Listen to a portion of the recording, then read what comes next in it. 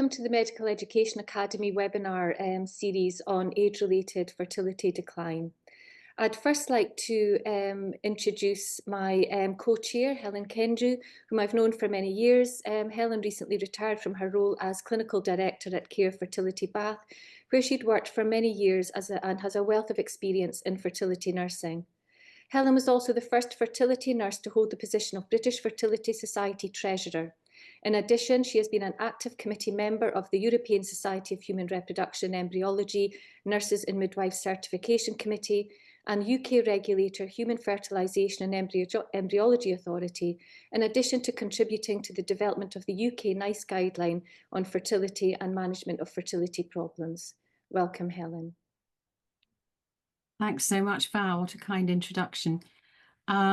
I'd like to introduce you, which is a bit bizarre, but there we are. So Val, is one of the co-chairs who's helped organise this webinar today.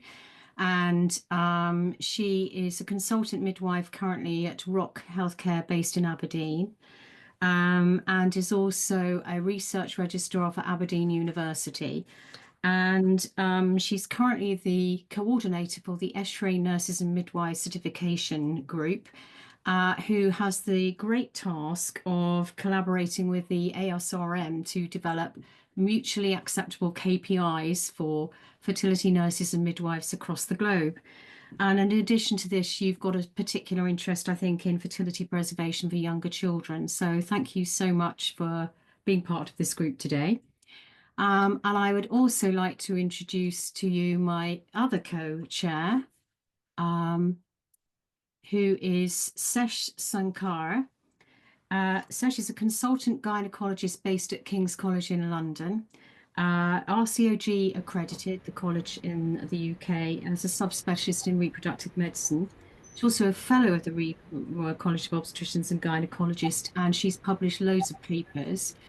So we're really pleased that you've been able to find time to participate with us today and help us develop this, Sesh. Thank you so much.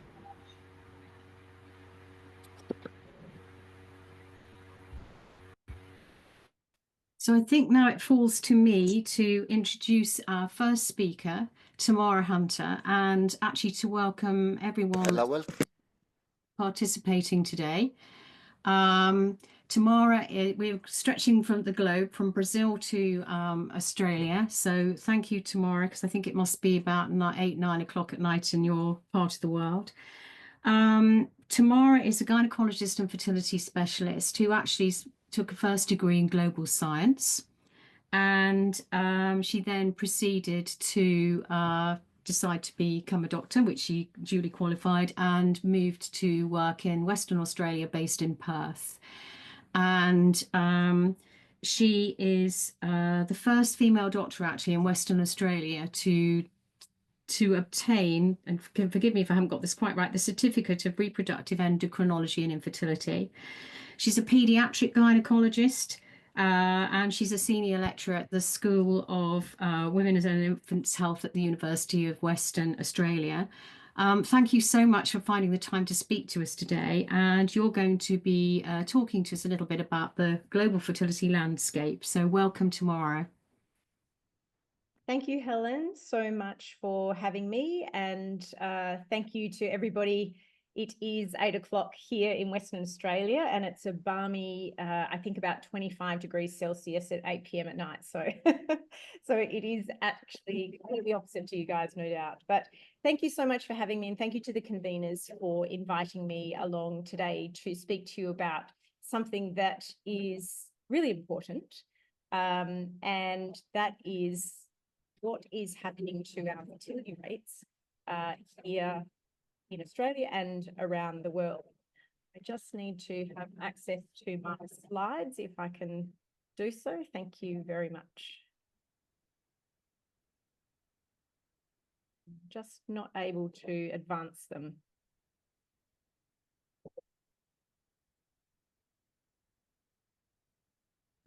Okay, you can click.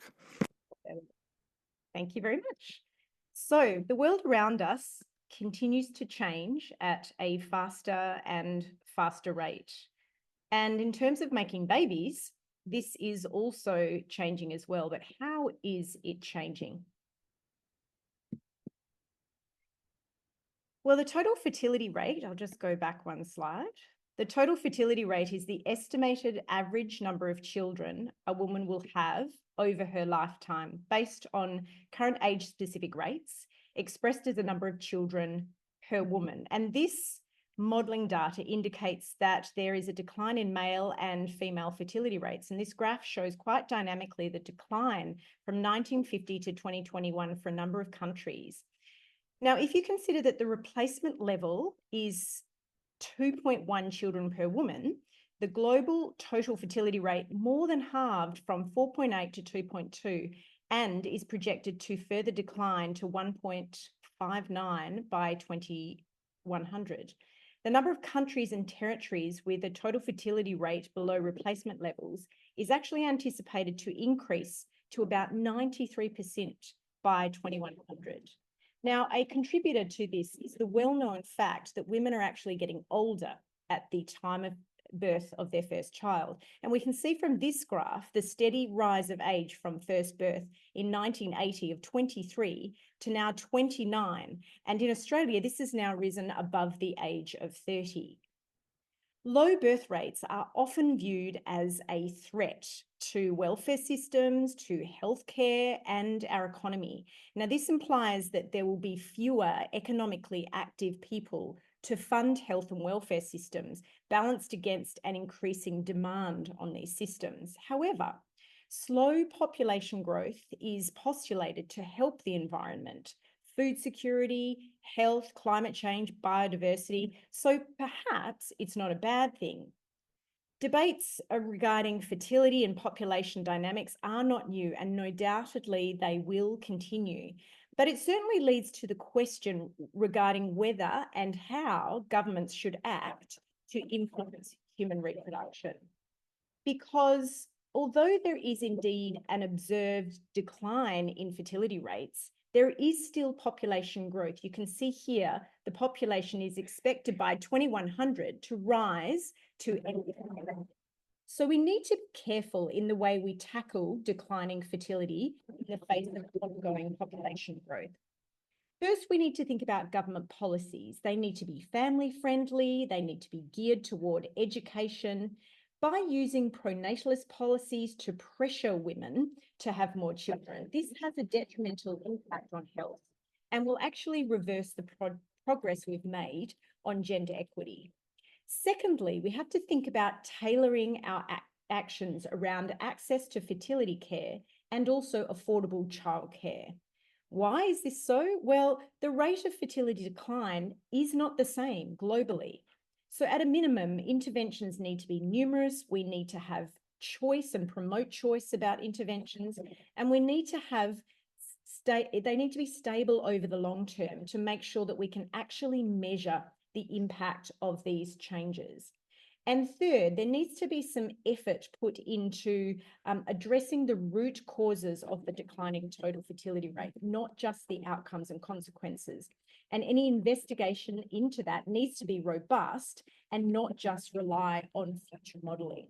Because we've got to remember that regardless of gender, relationship status, or fertility status, everyone has the right to have a family. And often policy intervention fails to address the individual. So why are our fertility and birth rates declining? Well, it's quite complicated. There are many societal factors that contribute to a declining fertility rate. You've got to think about economic factors such as higher education attainment and a movement away from an agricultural and towards an industrialised economy. These raise the standards of living, but that also therefore contributes to a decline in the total fertility rate. As parents get richer, they invest more in the quality of their children through education, and this investment is really costly. So both parents will need to enter the workforce and therefore they have fewer children. Urbanisation has long been touted as a major factor in fertility decline. Access to contraception and family planning education is associated with delayed childbearing and also smaller families. And as societies embrace the movement of women into the workforce and gender equity in child rearing, this has also contributed to a declining fertility rate. The other thing to consider is that rising healthcare costs and rising childcare costs will limit families in their ability to achieve their desired size.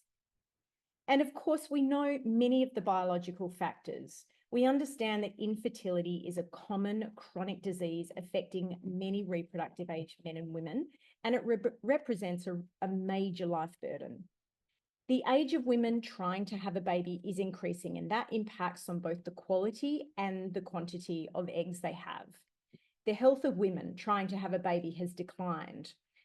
Chronic conditions such as diabetes and obesity impact on infertility and miscarriage rates.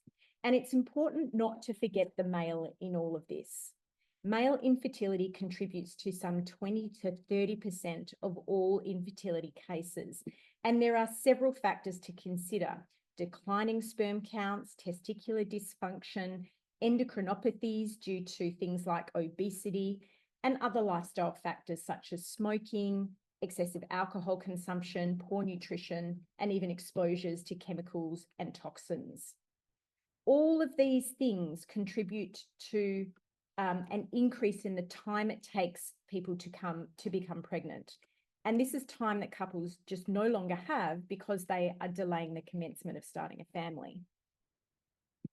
So if we think the total fertility rate is declining, and we've seen some of the contributing factors, and we have observed how societies are trying to implement policies to address this, and we understand that infertility is a chronic global health condition, so what is the role of medically assisted reproduction in all of this? Well, the truth is, we actually don't have a lot of hard evidence to quantify that we're actually facing a problem. It's all based on forecasting. However, there have been several calls to action within the fertility literature that have identified key areas that deserve our consideration. Firstly, we need to be educating effectively on family building alongside family planning, where we're talking about contraception in the same breath as we talk about fertility. Our concerns around declining fertility rates places undue burden on the group of people that is already burdened by the disease of infertility. So this group of people really needs to be considered with great empathy. Women carry much of the burden and the stigma associated with infertility. So improving men's knowledge around their own fertility, as well as their partner's fertility and the risks associated with a delay in starting a family, will likely motivate behavioural changes. It's really important to raise awareness of fertility preservation strategies, but we also need to look at the regulation and safety and economic viability of these programs. We need to ensure that individuals are not exploited in this process, but nor are they given unrealistic hopes. We must set some realistic expectations about the effectiveness of medical assisted reproduction. Our discussions with patients must be evidence-based, and we must not overinflate the success rates. And this includes thinking about the personalised care of the individual sitting in front of us, their own desires and aspirations for a family. And most importantly, we should change our terminology. Let's not call it an advanced maternal age anymore. Let's refer to this as advanced reproductive age. It encourages both men and women to think about that time in their lives leading up to parenthood and how they might manage it. So what about medically assisted reproduction? It has a small but very important role in addressing infertility. Education is needed to demonstrate where medically assisted reproduction is helpful, but also the limitations. It doesn't guarantee parenthood or a desired family size. Its success rates depend on the woman's age, the type of regime that is used, the cause of her infertility, and even her socioeconomic status. So, for example, a woman who becomes a first-time mother following medically assisted reproduction is 2 to 6 years older and achieves a 27% smaller completed family size than a mother who conceives naturally. Mothers living in lower socioeconomic areas are shown to undergo fewer ART cycles and therefore they fall short of their desired family size. So this needs to be part of that education of young people and policymakers when considering the role of medically assisted reproduction in addressing declining fertility rates. Consideration must also be given to the disparities of accessing medically assisted reproduction.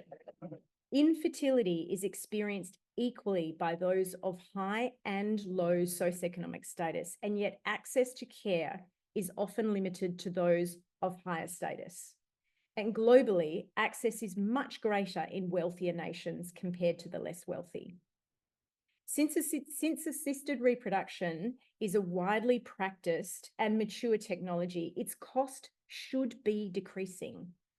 Infertility treatments cannot be limited to affluent populations only. In many developed nations, such as my own, there still continues to be racial disparity in accessing MAR. First Nations peoples in many countries like Australia and the United States report greater barriers to accessing assisted reproduction than local Caucasian populations. The LGBTQI community faces barriers to fertility treatment that just don't exist for heterosexual and cisgender patients. From a lack of representation in the educational materials that are produced and guidelines that exclude them from accessing any financial assistance. Yet we might argue that this is actually a population of people that require medically assisted reproduction in order to build a family. But family building is not just about access to medically assisted reproduction. Workplaces must implement policies supportive of parenting. This includes provision of flexible and affordable childcare. Employer attitudes to family building should support employees long before they have children, with flexible work contracts such as part-time work or programs that allow them to undergo treatment or access caring for their children. Employees can't be disadvantaged in the workplace because they're of childbearing age, trying for a family, or are already parents. And the emerging economies need to consider these schemes. It's not just for mature and wealthy nations. So I'd like to finish off by acknowledging that the total fertility rates around the globe are declining, but global populations continue to grow. So governments and policymakers must promote family building, not just family planning. They must consider equity of access across minorities and ensure gender balance in education and empowerment around fertility. Medically assisted reproduction is a vitally important part of the solution. And so there are many improvements we need to make to allow access and education within our own field. But it's only one part of the puzzle. Addressing declining total fertility rates includes advocacy to our governments and policies that are family friendly. It must include robust research into underlying factors, and it requires early education around family building to both men and women, and adapting communities to promote family within the workplace. And healthcare professionals around the globe play a vital role in helping to guide this journey. Thank you so much for your time, and I look forward to your questions. Tamara, thank you so much. That was absolutely fascinating. I love your idea of having advanced fertility age rather than maternal age. Just to point out to participants that we really welcome you to ask questions of our speakers, and if you'd like to pop those into the Q&A icon, that would be really helpful. And at the end of this particular session, our three speakers will be available to answer questions. I'd now like to turn to my colleague Val, who I introduced earlier, so we won't go back over her expansive CV, but she's going to talk to us about patient education and engagement, and actually taking up a theme of tomorrow's, where we should be talking about contraception and fertility in the same breath. So the floor is yours, Val. Thank you very much. Thanks, Helen. My grateful thanks to the Medical Education Academy for their invitation to present again at this webinar. And as Helen mentioned, my focus will be raising awareness of reproductive health and how we as healthcare professionals play an important role in educating people of reproductive age of the risks of age-related fertility decline.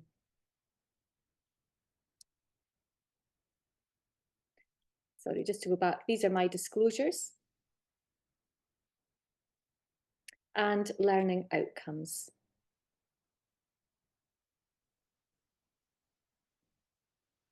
So according to the WHO, family planning is defined as the ability of individuals and couples to anticipate and attain their desired number of children and the spacing and timing of their births. However, as Tamara mentioned, public perception of family planning has generally been the promotion of safer sexual practices to mitigate or avoid the risk of unintended pregnancies, and therefore an element of choice and control. Young people of 15 to 24 years belong to a key reproductive age group, 25 years being the optimal reproductive age for females.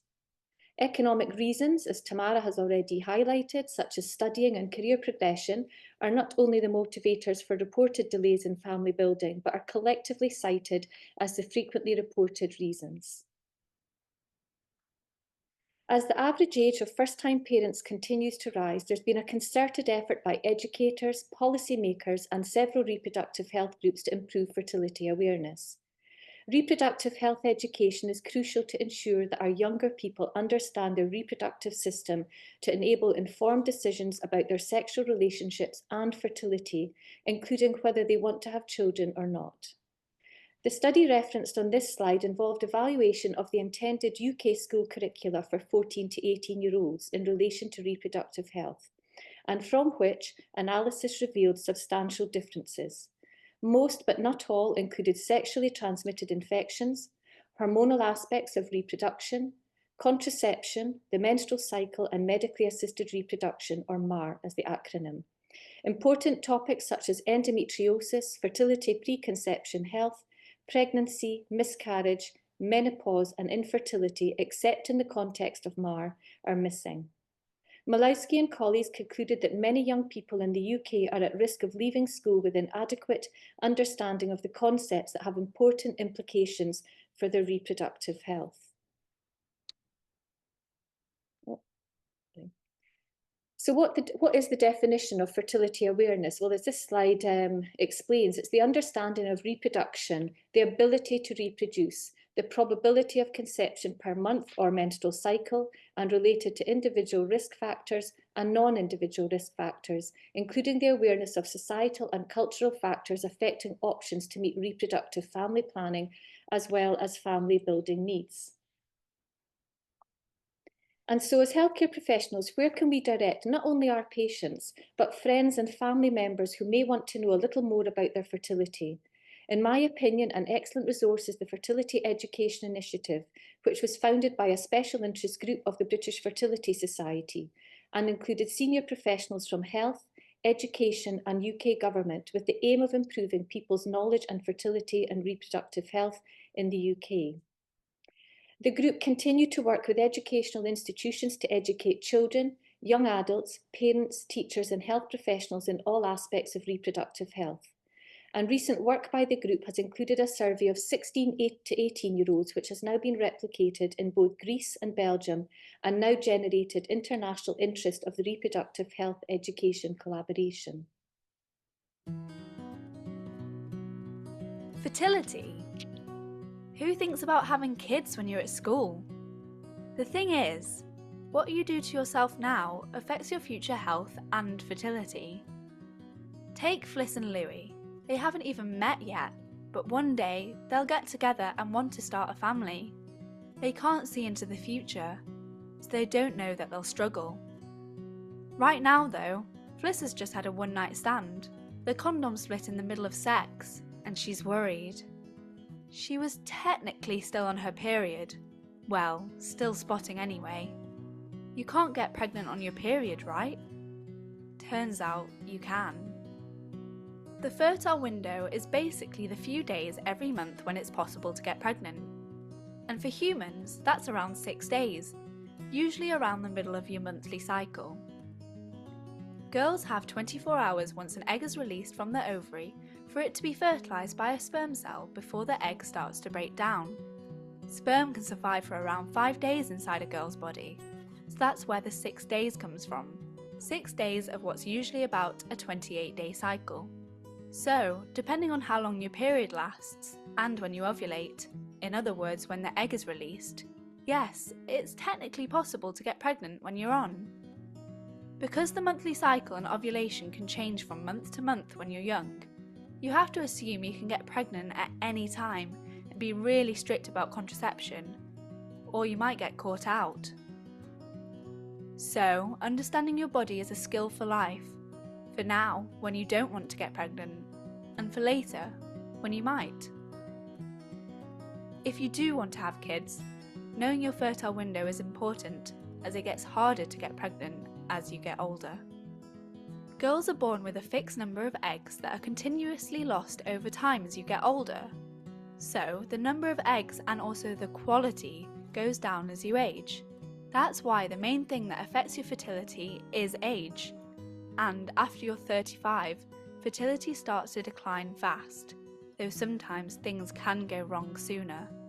Smoking makes you lose your eggs more quickly, for instance, and having a bad diet or being overweight can affect egg quality. Because eggs are in your body for life, having an unhealthy lifestyle will affect them over time, and your teenage years are really important. Louis isn't off the hook either, even though sperm is being freshly produced in the testes all the time. As smoking, cannabis, being inactive, junk food, and alcohol can all affect sperm health too.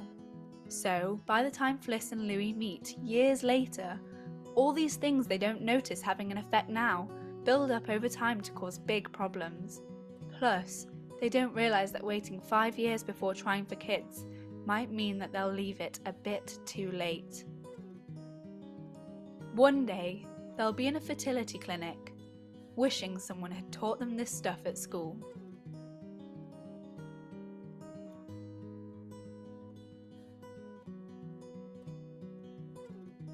So in my opinion, that's an excellent video from a series that had been developed by the Fertility Education Initiative. And I've actually supplied the link if you're interested in looking at any of the others on.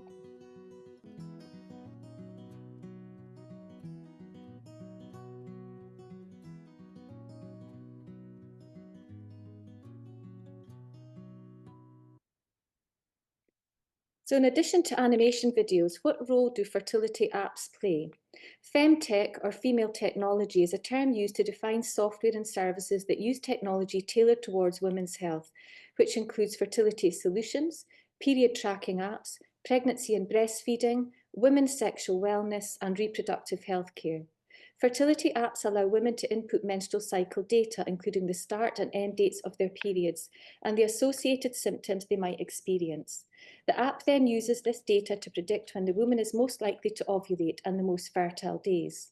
Nevertheless, we should remain cautious of those claiming to pinpoint menstrual cycles using personalised data to enable pregnancy earlier, and others which track basal body temperature and cervical fluid to gauge hormone levels, because quite how monitoring cervical fluid via an app is possible is absolutely beyond me. When it comes to seeking information, there's no doubt that women in particular refer to the internet. However, information from different sources can be conflicting. And whilst I would agree that there's some excellent online resources, there's also a lot of harmful and inaccurate information. Therefore, we need to be aware of the Dr. Google effect when faced with patients when they come to consultations armed with information they've obtained online.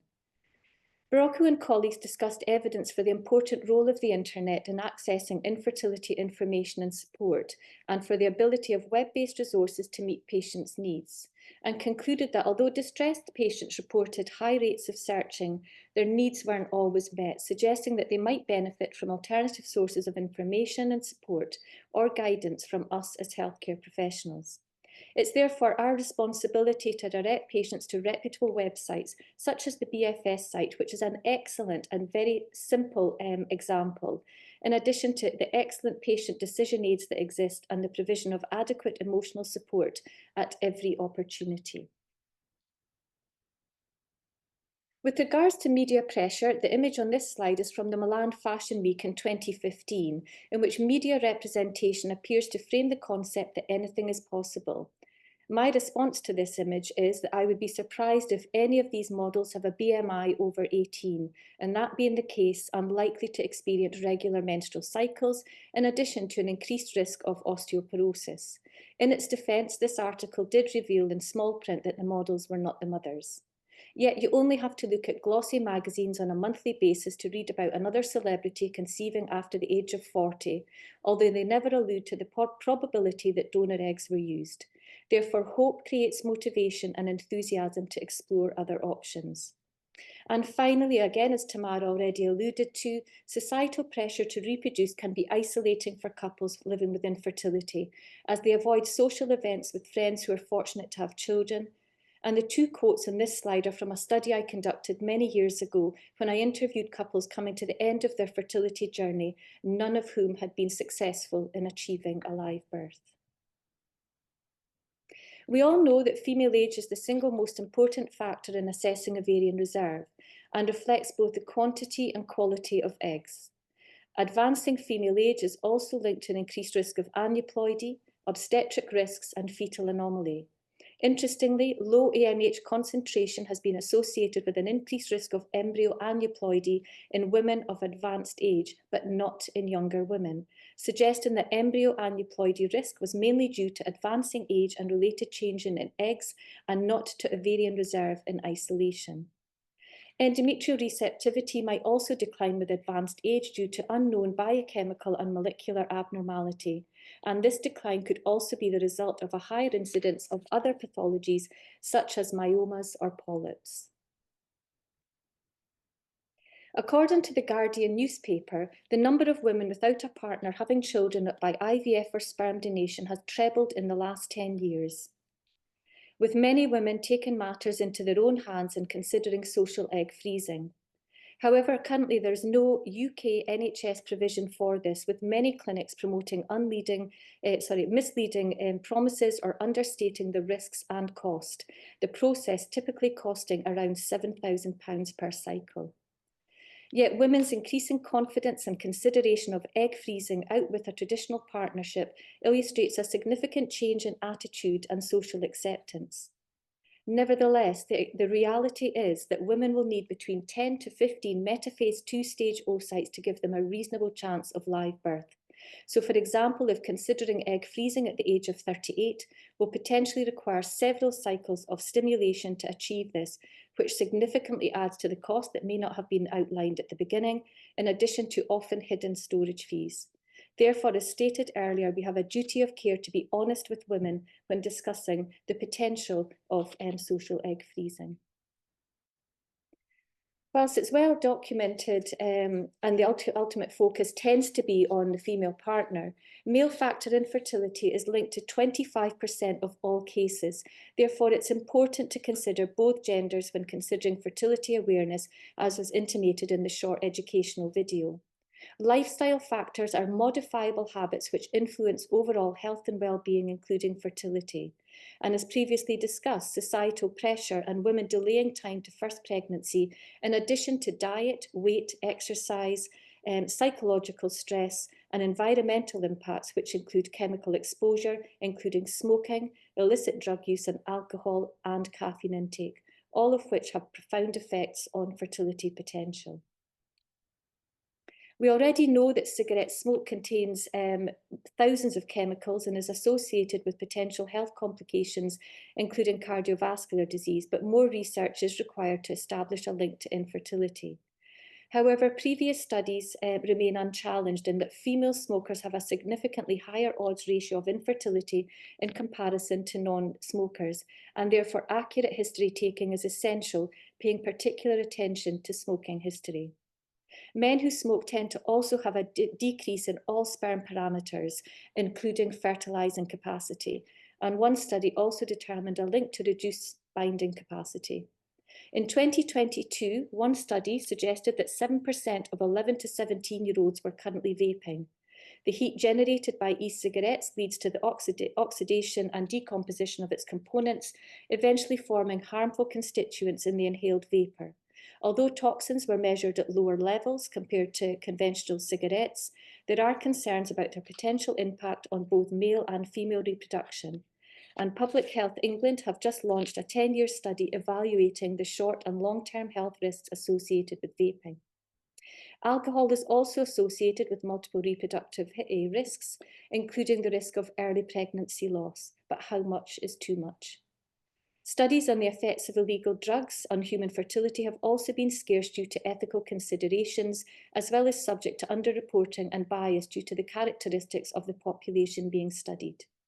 Marijuana, or commonly known as cannabis, is one of the most commonly used recreational drugs, acting centrally and peripherally to cause abnormal reproductive function in both partners. So what about supplements? There's good quality evidence for the supplementation of both folic acid and vitamin D. The WHO strongly recommending all women of reproductive age to administer 400 milligrams of folic acid in addition to consuming food with folate from a varied diet to prevent neural tube defect. A higher dose of 500 milligrams is recommended for certain groups of women, for example, those with a history of neural tube defect, diabetes, malabsorption, or smoking.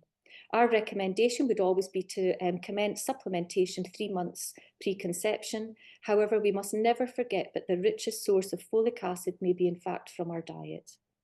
Vitamin D is a fat-soluble steroid hormone with several physiological endocrine functions in the female reproductive system and is also known as the sunshine vitamin.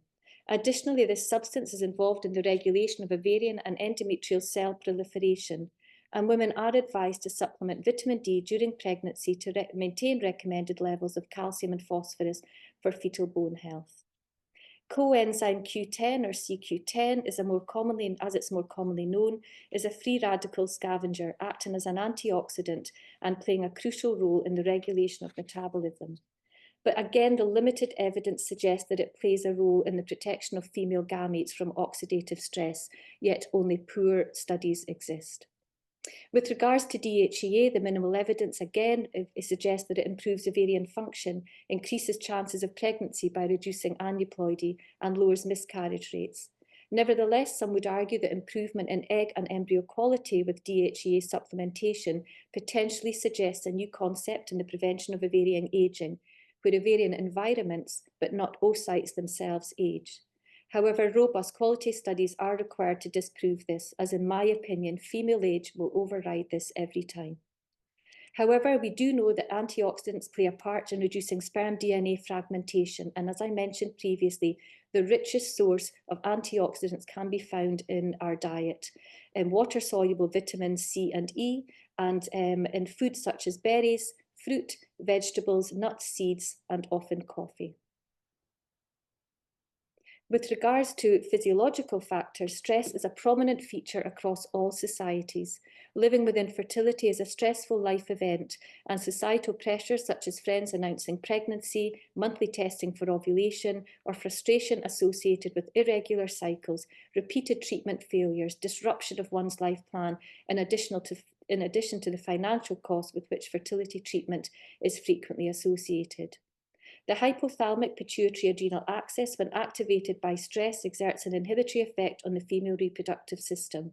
These effects are responsible for the hypothalamic amenorrhea of stress, which is observed in cases of anxiety and depression, malnutrition, eating disorders, and chronic excessive exercise. Low BMI having an equally negative effect on fertility as raised BMI. Anecdotally, when we're talking about stress, when we resumed fertility treatment after the pandemic in Aberdeen, the majority of our female patients were either working from home or furloughed, which was a UK government initiative which supported salaries during close or reduction in business. Our success rates almost doubled, suggesting reduced stress had a positive impact on reproductive health. I'm a firm believer that you don't have mental health if you don't have physical health. And therefore, a healthy body mass index between 18.5 and 24.9 is advised. Given we store almost a third of the required estrogen in our fat cells, those with excessively low BMI will experience menstrual dysfunction, as I've just mentioned, due to pituitary suppression. Nevertheless, regular exercise such as walking, cycling and low-impact activities are essential to increase bone density. And not to forget our male partners. Male obesity has been linked to reduced semen parameters, and it has been suggested that high-fat dietary exposure could also affect the epigenetic content of sperm or the endocrine content of seminal fluid, thus impact early fetal development. And men who rely on anabolic steroids for building muscle mass are at great risk of inducing the negative feedback on the hypothalamic pituitary compound and inhibiting both FSH and LH secretion, leading to either oligo, azo, or hypogonadism. So taking everything we have discussed, when should young women seek help? In many cases, the likelihood of conception is reduced by a lack of awareness and knowledge regarding the risk of infertility and advancing, I'm going to say, reproductive age, thanks to Mara, and delayed childbearing. We already know that menstrual cycles between 28 and 35 days are considered normal. Anything out with this is abnormal. Endometriosis and PCOS affect approximately 1 in 10 young females, and they're two most relatively, I would say, poorly understood gynecological conditions, but with early intervention can be manageable. Whilst most women under 35 years will conceive naturally, for those having difficulty conceiving, the risk of poor outcomes increases significantly after the age of 35. Understanding reproductive cycles and fertility are essential for both pregnancy prevention and pregnancy planning. We there have a duty of care to impart our knowledge through education to enable both genders to understand how their individual fertility may decline with age based on a combination of genetic and lifestyle factors. Healthcare professionals, especially primary care providers, also play a key role in improving fertility awareness. Female age is the most accurate predictor of the overall chance of success through natural conception or fertility treatment, and to date, all the evidence has yet to refute this. Where patients present their own research, we have a professional responsibility to present the facts. We also have a duty of patient care to direct them to reputable resources, some of which I've already highlighted. And so in conclusion, the provision of high quality reproductive health education should be a global entitlement for all young people to enable fully informed decision making. Therefore, a more holistic approach to reproductive health, including family planning, should be a key consideration of public health programmes. Thank you. Thank you so much, Val. That was so helpful. The film is just perfect, isn't it? Not too patronising. And some really useful information there. Thank you. Also quite good to know that coffee is helpful, particularly as we're heading to Brazil now, where our next speaker, Mateus Roque, who is from Sao Paulo in Brazil, is going to speak to us. Mateus, I think you're the scientific director at Origin, and you are the author of many, many papers, articles and journals. You speak regularly, so thank you for giving us your time today. I think it's worth noting that most recently you've been awarded a grant for fertility innovation, pharmacogenic algorithms for individualization of controlled ovarian stimulation. I think having heard from Val and Tamara how we turn to social media, it's going to be really interesting to hear what you've got to say to us about how we can help use social media to give our patients good information and be professional at the same time. So welcome. Hi, Alan. Hi, everybody. Thank you for this kind introduction. It's always a great pleasure to be here from Brazil and talking to the people around the world. And then I'd like to thank Helen, Valerie, and Sash, Chloe from Medea for this invitation, and to talk about something that sometimes is challenging to talk about: social media for doctors, for the people related to the patient care. But nowadays we can't leave the discussion ahead of our daily practice. We need to think about how the social media can work in favor of our patients, how the social media can work in favor of education and information. Then, I'm from Brazil. I've been working in assisted reproduction from 15 years. And from that 10 years, in 2015, I started with working on social media, trying to bring information to all the patients. And then this is my profile now in Instagram. Here in Brazil, the Instagram is the most used social media. And you can see that I have 50,000 plus followers and many posts that we are going to see during the presentation, always focusing on helping the patients. Sometimes when we think about social media, we think about just like TikTok or things dancing or doing something like this, but we can have a really evidence-based social media, but trying to connect with the audience, try to connect with the patient, trying to bring the perfect information, the scientific information, but bring this information in a way that all of them can understand that.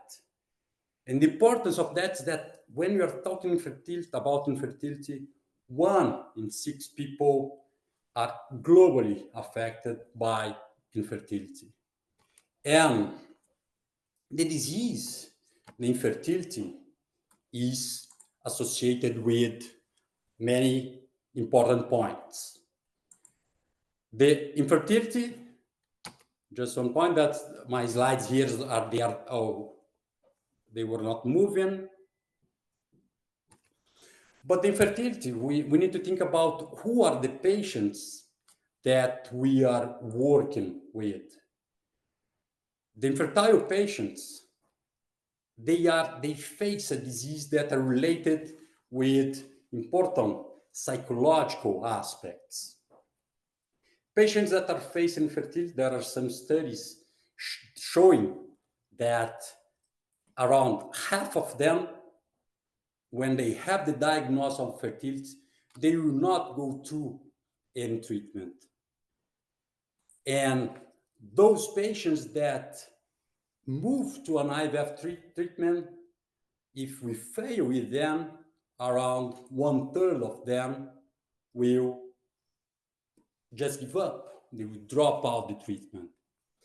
And then these patients that are not being treated, or those that go to the treatment but just drop out, many of these patients, they are able to have their child, but probably they can't afford to do a treatment or to do another IVF treatment due to many aspects like psychological burden, financial aspects, and also the physical burden.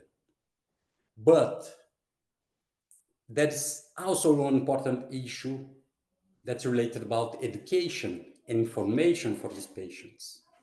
Like some patients, they will not go through any treatment about misinformation. Nowadays, all around the world, the women are delaying to get pregnant, and they are delaying to do their treatments after they face infertility. And this is also related to misinformation, because they do not know exactly about the biological clock and all the importance of this. Then, if we just think about the infertility or the patient journey, in general, we think about, okay, a woman, oh, I want to be a mother. And then she thinks, okay, I'm gonna be a mother. Sometimes just think, okay, if they do not get pregnant, if they are not mother, naturally, we can go to a treatment and offer them the chance to have their baby. But this journey is not a single line. If we look at this journey, there are many steps from the beginning where the patient thinks, no, I don't care about it, or when they decide I want to be a mother, when they start looking for information, when they go to their OBGYN or to the urologist, selecting the clinic, and many steps where the education is important and where the social media can work in favor to every single patient and also in favor of the doctors and the clinics. Because if you think about the importance of fertility education, with the recent trends that women are delaying to have their baby, that is really important to talk to them, and we can think about a medium and long-term work, talking to young women, adolescents, children, adolescents in schools, adults that until now they do not want to have their baby, but we need to talk about this. We need to educate them that if sometime they want to get pregnant, if they delay, they will decrease their chance to get their baby. And thinking about fertility preservation and other things about related to the reproductive health.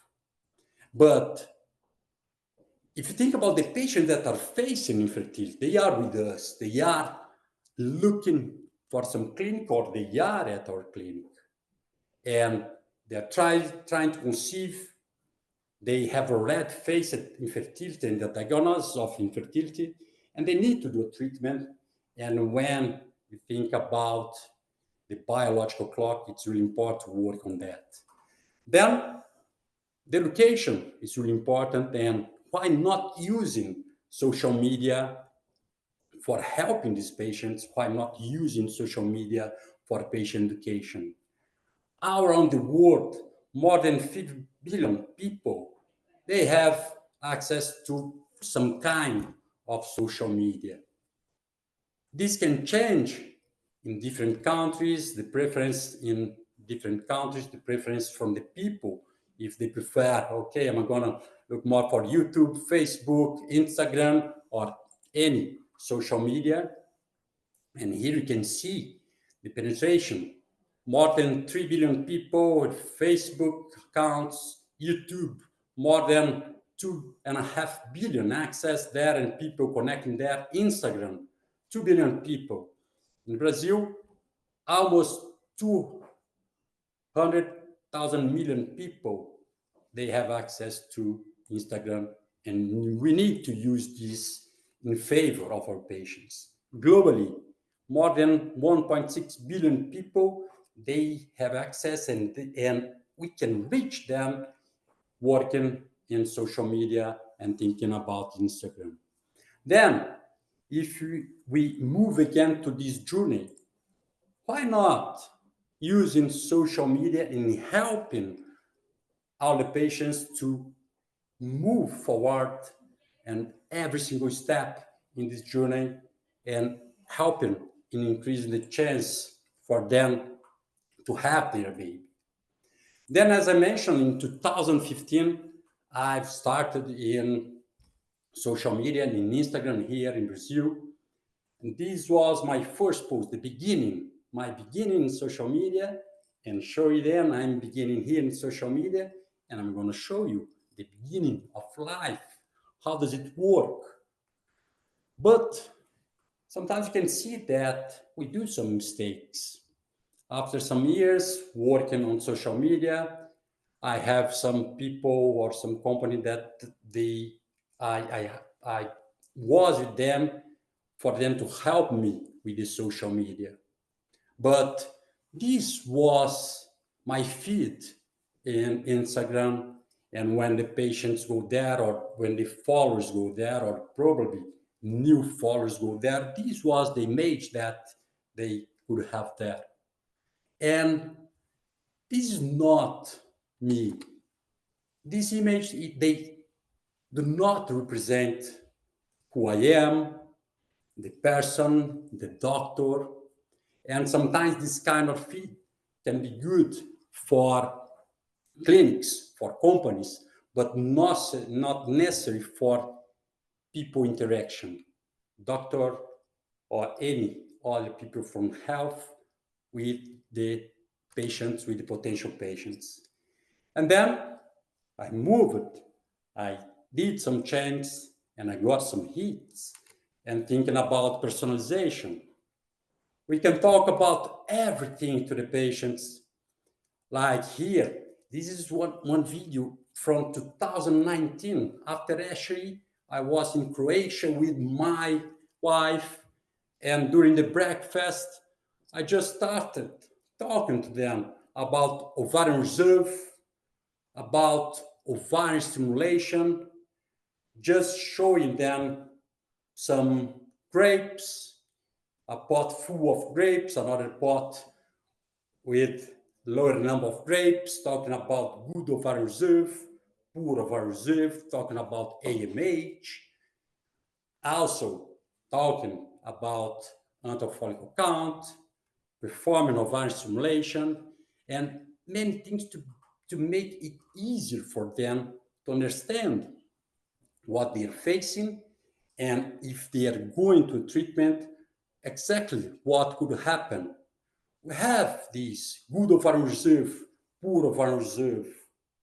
Then we need to find a way to stimulate these patients and to talk to them. After the menstrual cycle, when the mens comes here with ketchup, and then we perform the ultrasound to evaluate them. We have the pattern of this patient considering the AMH, and then we have the anti-follicle count. And then we have the ovarian response to the treatment. Thus, it's not so difficult to connect with people, but we need to perform a personalized way in talking to them. They need to know exactly who you are, what you believe, how do you manage your patients, how do you interact with them. We can show them all the scientific background, all the information that we are offering there that's related with the science, there is a science behind, and then we can make an evidence-based social media.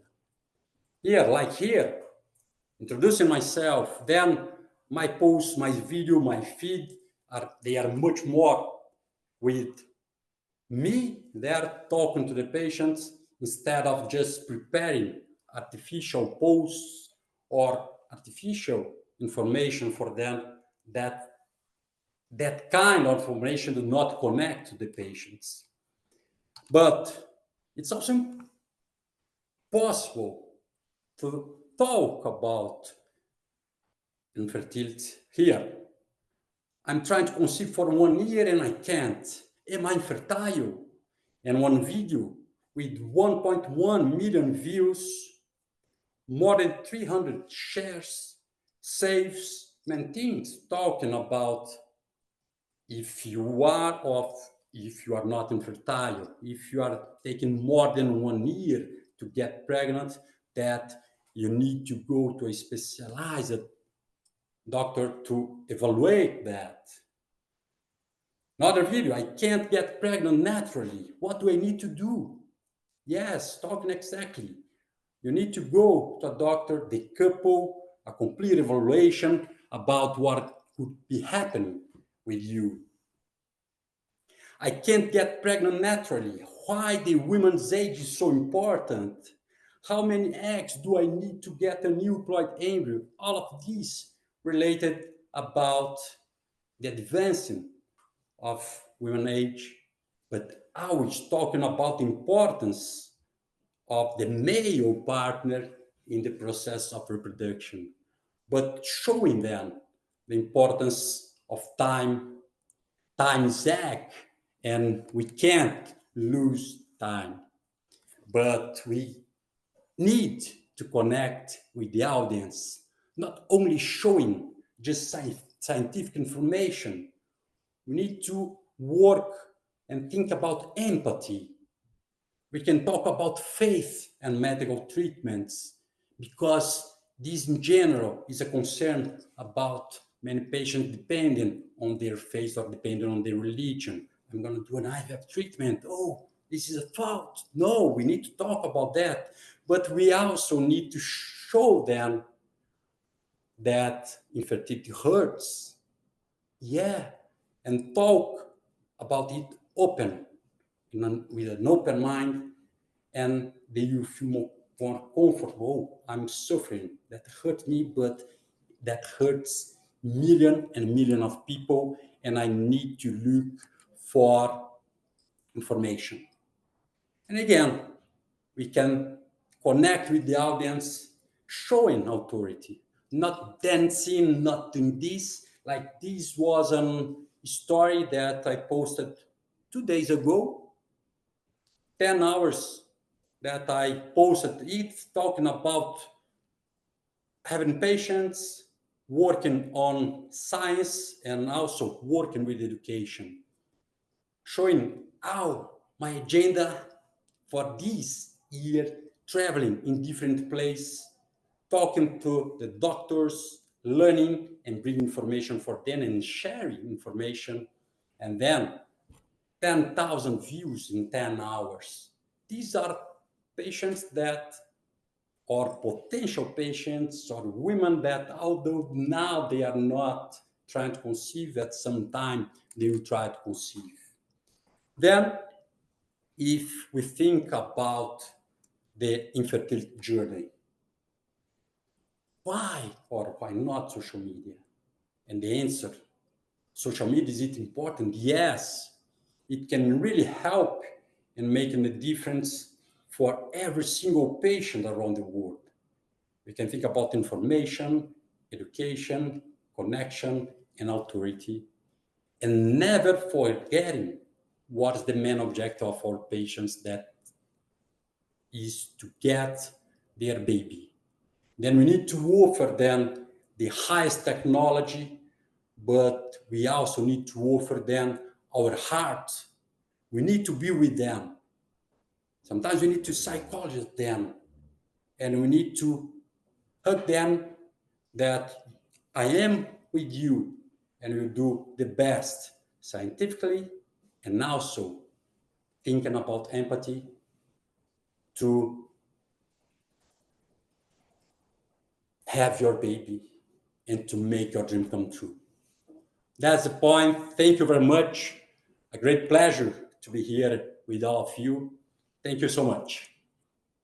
Thanks so much, Matej. That was really helpful. I'm sure that we'll be have a few questions. So I'd like to invite Valerie and Tamara back for a short Q&A session before moving to our second session this afternoon. And I have a couple of things here. Thank you for sending in your questions.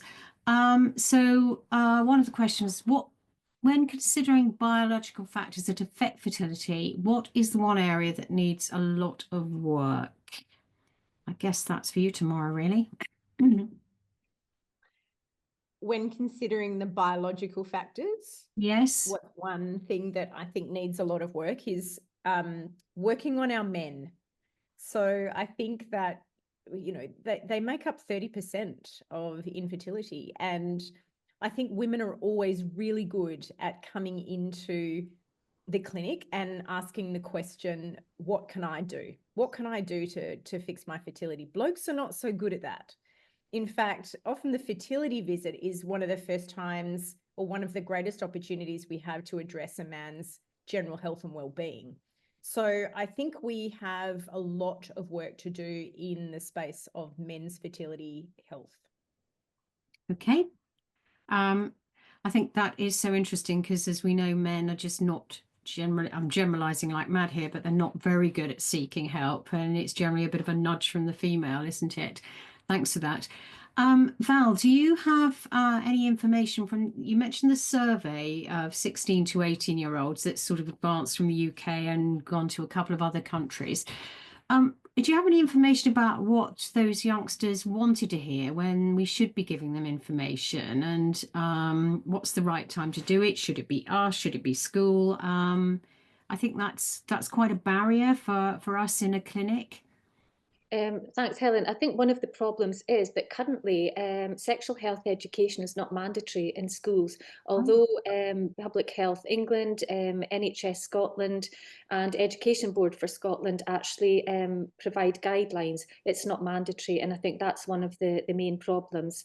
The first study identified several themes. One was the students felt it should be inclusive for all students.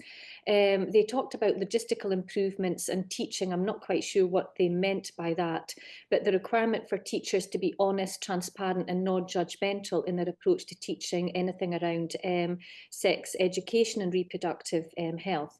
But interestingly, a lot of the younger ones had anxieties about future pregnancy, the kind of the world that we're living in, the current economic climate, the political instability. That's things that we would never have thought about many years ago, but I just think we're just living in a different world now. And that was one of the other things from another study that the younger generation had brought up. But, and again, a lot of the anxieties they had was hindrance to personal aspirations. And again, I think as Tamara had already highlighted, the inequality when it comes to women being expected to take time off work, not just for fertility treatment, but for maternity leave, for childcare, etc. And the responsibility seems to rest with women all the time. So I think I would agree with Tamara in that there needs to be a lot more work by employers in investing in their female employees and allow. I'm seeing it more and more, I have to say, with patients coming to clinic where they've been allowed a holiday for their fertility treatment, take as much time as you need. So I think there is greater pressure on employers now, and which is good to see, but it's taken a long time. I hope that answered your. No, that's great. And it's good to hear that employers are being more amenable and understanding that this is a significant issue and people need time off. I recall a number of years ago, a young woman who said, I just don't get paid and I'll get the sack because I've had so many hours away from work. Thank you. Sorry, Helen, one of the other things I was going to add as well is obviously there's a focus on the LGBTQ community. And again, you'll be aware that on the Fertility Education Initiative website, there's actually videos for people that might want to consider pregnancy that are in what we would term as different relationships. So again, it's a really good resource and it is inclusive. So it was just to add that as well. Thank you. That's really helpful. Really helpful. Matthias, hats off to you for all your work. I mean, it's astounding, and I don't think I'm ever going to look at a bottle of tomato ketchup in quite the same way. How do you ensure that how do we police the information that people are getting? Because as we know, there are so many influencers with huge followers, and your information clearly is appropriate and really hitting the target. But how do we ensure that people are getting the right information? A while back, we had patients all wandering into clinic, extolling the virtue of pineapples, and there was absolutely no evidence about it. So I wondered whether you've got any advice for us there. I think that this is challenging around the world because nowadays there are many specialists in social media, doctors that they do not have any specific education or not necessary offering scientific evidence there, but they have a good oratory, they can talk, they convince the people independently on what they are talking there. And then the only way to work against them, we can tell, oh no, they are not telling a good thing. The only way is that the good doctors, the scientific doctors that work with evidence-based medicine, we need to be there in social media. We need to face these people. If we just stay aware, they are telling that social media, it doesn't work. Yes, it works. And it can work in the correct way. I think that Tamara did some presentation about this, and it was amazing, the work that she's doing there in Australia. And then we need to know exactly the needs of patients in every single country. Like the Brazilian patients are different from European patients, from Asian patients, and from different places. But I need to know how to connect to them, and I want that they know who I am. I do not need to open my life for them. Okay, they know my wife, they know my daughter, and it's important. But what's important is that these patients, there are young women, there are women that they are not trying to conceive. I have patients that come to me now to do a treatment that they used to say, I'm following you for 3, 4, 5 years on the time that was not planning to have a mother. And on that time, I thought that I would never be here with you, but now I'm here with you. And then that's it. We need to offer the best information for them. They need to know that's scientific driven. We can't be a character there. We need to be ourselves, because when they come to our office, they need to connect. Okay, that guy that was there in the social media is exactly the same that's here that I'm facing him. Yes, that And you're then authentic. these patients that are coming from social media, they are, okay, I want to go treatment there. I believe he offers information of this, but working in the right information, evidence-based medicine. But Well, we'll you're obviously we'll really never good. save against these people that are not there. They are just good communicators. Yes. Then we need a good communicator, but put the science together. Yes. So a good, authentic communicator. Looks like we're all going to have to employ people in our clinics to do that, because you're doing such a great job. And a final question for you all. If there was one thing you could do to change the decline in birth rate, and I think Tamara's probably answered this, what would you do? So Tamara, you've mentioned men, but is there anything else? One more thing, put you on the spot a bit. I think Valerie put it beautifully. We have to address our younger people. I think there is a real misunderstanding, perhaps because we focus so much on contraception and not falling pregnant.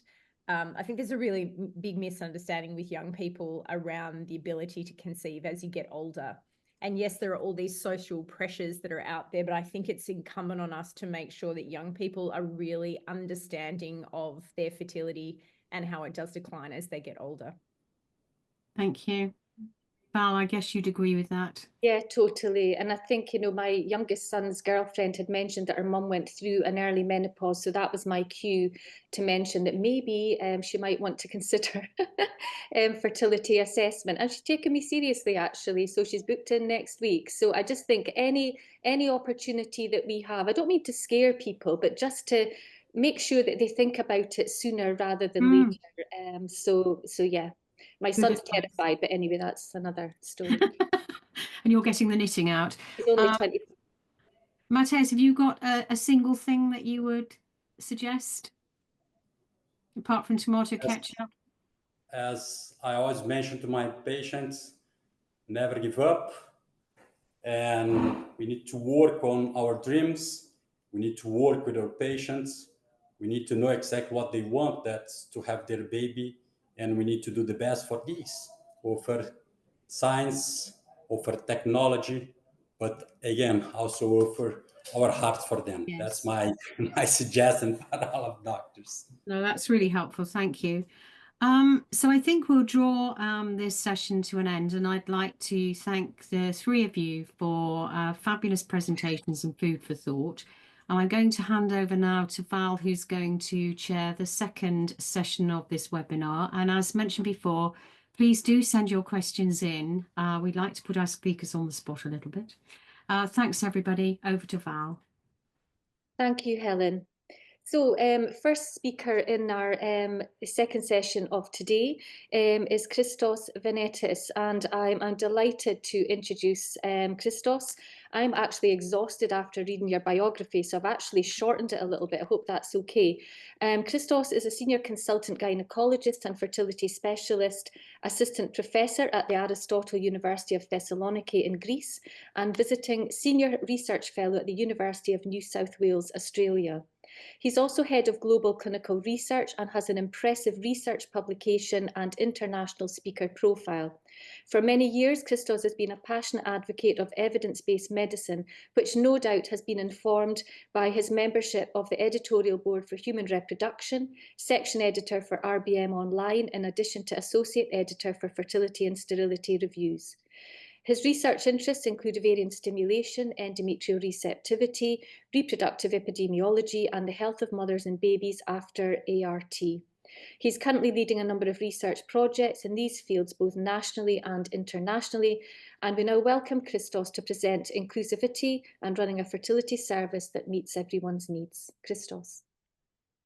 Thank you. Thank you, Valerie. And I apologize, for the lengthy bio, and thank you for doing a great job at shortening. But I would like to thank you for chairing this. I would like also to thank the organizers for inviting me to talk on a topic which, when I first received, I considered a challenge, because it's one of those things where probably most of us consider something essentially like fundamental for running our practice. But if we really reflect on what we're doing and potentially what we're not doing, then we might be surprised. And the more I was preparing for this talk, the more I realized that there is definitely room for improvement, even in my own practice, where, I consider myself a fairly inclusive individual, both in my personal life and, of course, in my professional life. So these are my disclosures. So I would like to start, why should we care about inclusivity in a medically assisted reproduction clinic? What is it? And there are different facets of, the term. And it could include people, for example, of different ages. It could include different people of different ethnic origin, race, of different religion, of different cultural background. And at the same time, it could have to do with, sex identity, with, sexual preferences. All these things could be of relevance for a medically assisted reproductive clinic. And particularly, we should be aware that in our clinic, some of these individuals, some of, the wonderful, diverse bouquet of patients that we see might actually be more likely to show up in our clinic. For example, if we have same-sex couples, it's very likely that they will need our help in order for them to have a family. So we need to sort of be very aware of these things, and at the same time prepare ourselves and our clinic in order to be able to address their needs. So inclusivity, of course, is something that, as I said, we all consider a given, but it's probably not. And hopefully in the next few slides, I'll show why it is important and what potentially we might be doing wrong. So in a very general idea, ensuring that all patients feel welcome, regardless of background, of potentially any disability they might have, all these things are crucial and are essentially enclosed in the term of inclusivity. And I was also very, very happy to see that both, the two key scientific societies of human reproduction, both ESHRE, the European one, and ASRM, both are champions of diversity and inclusivity in MIR clinics. And you can see ESHRE has a very clear statement that says that, we champion equality of opportunity and freedom from discrimination on grounds of race, age, gender, sexual orientation, gender reassignment, philosophical and religious beliefs, disability, cultural background, health status, and language. And the same applies for ASRM, who are also very committed in addressing all these different, the needs of all these different individuals, and at the same time ensuring that they get, equitable and services of equal value for all of them. So why inclusivity is important? Of course, because building a family is a basic human right. So it doesn't matter who you are, where you come from, what you believe, you have the right to have a family. So we need to have that in mind. And of course, WHO says that, essentially has stated multiple times that infertility is a disease. So it's not a choice. It's not something that people decide to do. Even social infertility is a disease. I was delighted when a few years back, ASRM was, I think, the first one to actually redefine infertility and do not include just the biological nuances of infertility, expanding it to people of essentially that were experiencing more of social infertility, for example, same-sex individuals. So infertility is a disease, and we have a right and a duty to treat it appropriately for all individuals. We know that, and unfortunately, this is still the case, and there is plenty of literature on this topic, that we do have economic, racial, geographic, ethnic, and other disparities that can access that can affect access to fertility treatment. But at the same time, and what many times we ignore or tend to ignore, is that they can also have an impact on fertility outcomes. We have so many studies, particularly big data, registered studies, where we see constantly that also race and at the same time socioeconomic indices are strongly associated with the access of those individuals to fertility treatments and at the same time their outcomes. And of course, economic factors almost universally seem to be the chief contributors to these disparities. However, there are social and cultural factors that play a role as well, and we'll be briefly mentioning them moving forward. We should all care about inclusivity, and we should all, really, really strive to create a very safe and welcoming environment within our clinic for all patients. Why? Because it has been shown it does improve patient outcomes. It does improve patient trust and confidence in our services. Of course, it addresses health disparities, which is something that we should all be, aiming to do. And of course, there's always, for those that who are a bit more numbers individuals, there are financial benefits both for us and the patients and the society as a whole when we are offering diverse, well-established treatments using diverse, well-functioning teams. So just very briefly, I will mention data just to showcase how we do have this type of differences, both in access and in the outcomes. There are a few numbers of studies that have been reviewed in this scoping review by Huddleston and colleagues, who was published just recently in Reproductive Sciences, where they show that many studies report lower live birth rates after medically assisted reproduction in Black, Asian, Hispanic, and Middle Eastern North African women. We have increased risk of pregnancy loss also in Hispanic, Black, and Asian race and ethnicity. Hispanic women are less likely to seek out infertility treatment or use artificial reproductive technology. And Black, Asian, American, Indian, Alaskan Native, or Pacific Islander women have also lower rates of infertility treatments and use of these services. And of course, Black women are also more likely to discontinue IVF treatments. At the same time, when it comes to sex and gender, we have very interesting data. We know that female surgeons are more likely to use medically assisted reproduction than male surgeons. Then men are evaluated for infertility only 25% of the time when a couple shows up in the clinic. The private funding in the form of grants helped access increased fertility care for single men and women, but there's still a significant disparity there. And there are limitations of IVF treatment due to age, which seem to disproportionately disadvantaging women over men. And there is a biological reason for that there, but at the same time, we need to put ourselves in the place of the ones who are trying to access those services. Many men do not understand why, for example, in certain centers of NHS in England, if you're over 40 or 42, you're not allowed to have access to the services, whereas there are no similar restrictions or nor any age-related restrictions for their partners. In terms of sexual orientation and gender identity, again, there is published evidence suggesting that many fertility clinics are lacking any educational contents focusing on LGBTQI plus fertility issues. There is geographical bias in fertility clinics. More urban clinics usually are much more informed and prepared to accept these individuals, where more rural clinics actually lack these educational services and material. There are difficulties with insurance approval, particularly in the States, and coverage of MAR treatments for this population. And of course, many reported negative experiences in certain clinics that are not well prepared or educated to accept and properly treat individuals that have a different sexual orientation than what one would expect.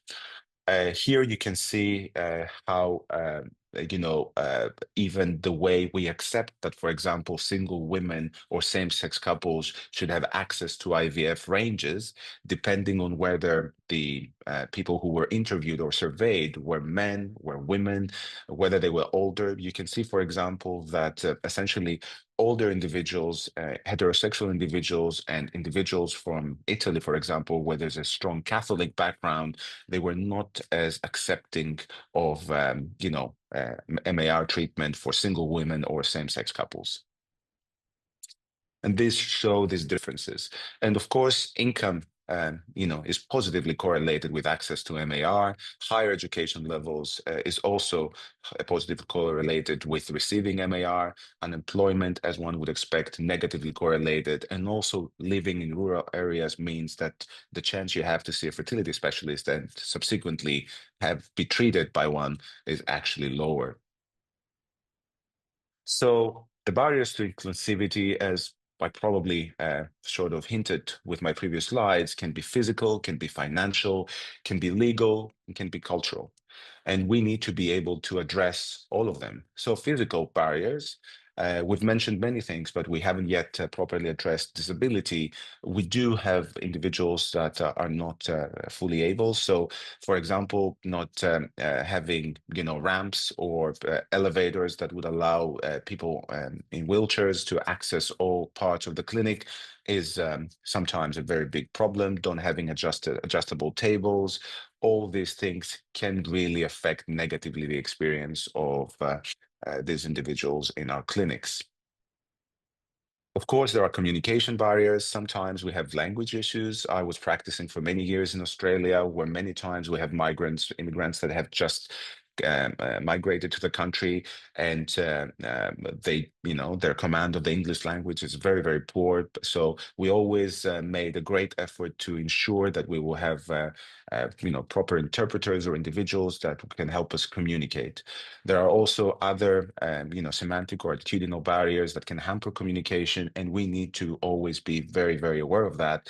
And importantly, we need to educate and train our staff in order to be sensitive to these kind of things. I think most of us have seen this, so it's probably not news to anyone that financial barriers represent one of the most significant barrier to essentially, making our treatment or our fertility services available to everyone. So, for example, in low and middle income countries, the cost of an ART cycle ranges from 2,000 to more than 18,000, and that might be a cost that many individuals, unfortunately, cannot budget for. And you can see here that the financial coverage of ART treatment varies greatly in different countries. Japan and the US have probably the best financial coverage, but China, Spain, Italy, Germany have an entirely different story. So, taking into account the financial conditions in which we offer our services is crucial to ensure that we do not essentially unwillingly exclude certain certain individuals from having access to our services. And that's obviously a discussion not just for us, but for the state, for public health funders, for policymakers. But we can, from our end, at the same time, find solutions. And I will, later highlight an example that, I'm very familiar with in Australia. So cultural barriers. In some cultures, there is stigmatization of fertility care, or there is complete lack of fertility knowledge. There is discrimination. And of course, particularly in many countries where we have, new migrants, there is that lack of institutional trust. We don't want to go to the NHS. We don't want to go to the public health system because we are afraid that we will be discriminated against, or we won't be treated, decently or fairly. So from our end, it's time to acknowledge all these barriers. And I know it might seem like a very, very sort of enthusiastic and hopeful slide, but I do think every one of us can make a difference. How can we smash those barriers? So the best practices for inclusivity include training, accessibility, affordability, and partnerships with the community. And these are key elements into driving inclusivity. So the first thing I would like to just make us all wonder is how frequently, or even if we have ever, um, uh, uh, try to engage or to involve our staff, from the admin people, from the people, from our nurses, the doctors, junior or senior doctors, to have them do training on diversity, to have them have training cultural competence. I know for a fact that in Australia, for example, our college, just because it's such a diverse country, mandates that every few years, every doctor goes through a workshop of cultural competence training, just to ensure that everyone stays up to date. And at the same time, it is also quite useful to ensure that when you're hiring people, talk to your HR department. If you're hiring people, probably you should make sure that your staff is equally diverse. Why? Because this very, very commonly represents a key element into smashing the barriers of potentially different cultural backgrounds or even language. So having individuals from different cultural backgrounds will certainly help patients of that same cultural background or ethnic background come and have better services. Of course, we all need to ensure that in our clinics we, have all the necessary facilities to facilitate, in a sense, access to individuals that, for example, are in a wheelchair, that have some form of disability. And this can be done by upgrading. And in certain countries, there are even sort of grants by the state that can really, really help us with the cost. So it is something that I think everyone would appreciate. Last but not least, we should ensure that our treatment program covers the needs of all individuals. Of course, its jurisdiction permits different types of treatments, so always within what is legally allowed in your jurisdiction. We should make sure that we have and we offer all services, and we do not exclude or discriminate against a specific type of population.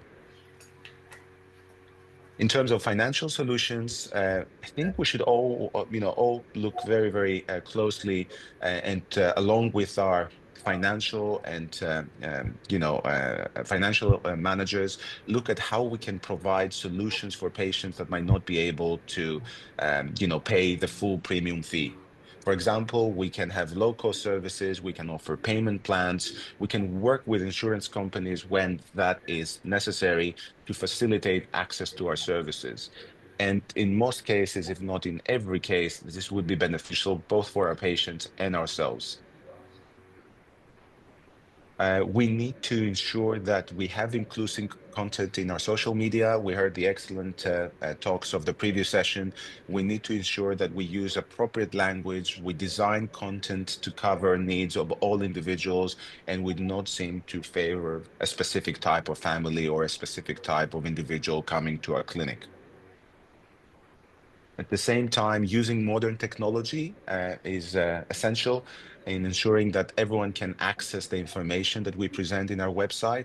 For example, we can use text-to-speech for visually impaired individuals. There are now multiple different sort of platforms that can help you widen the accessibility of your website to, as I said, individuals that are either visually impaired or have a hearing deficit.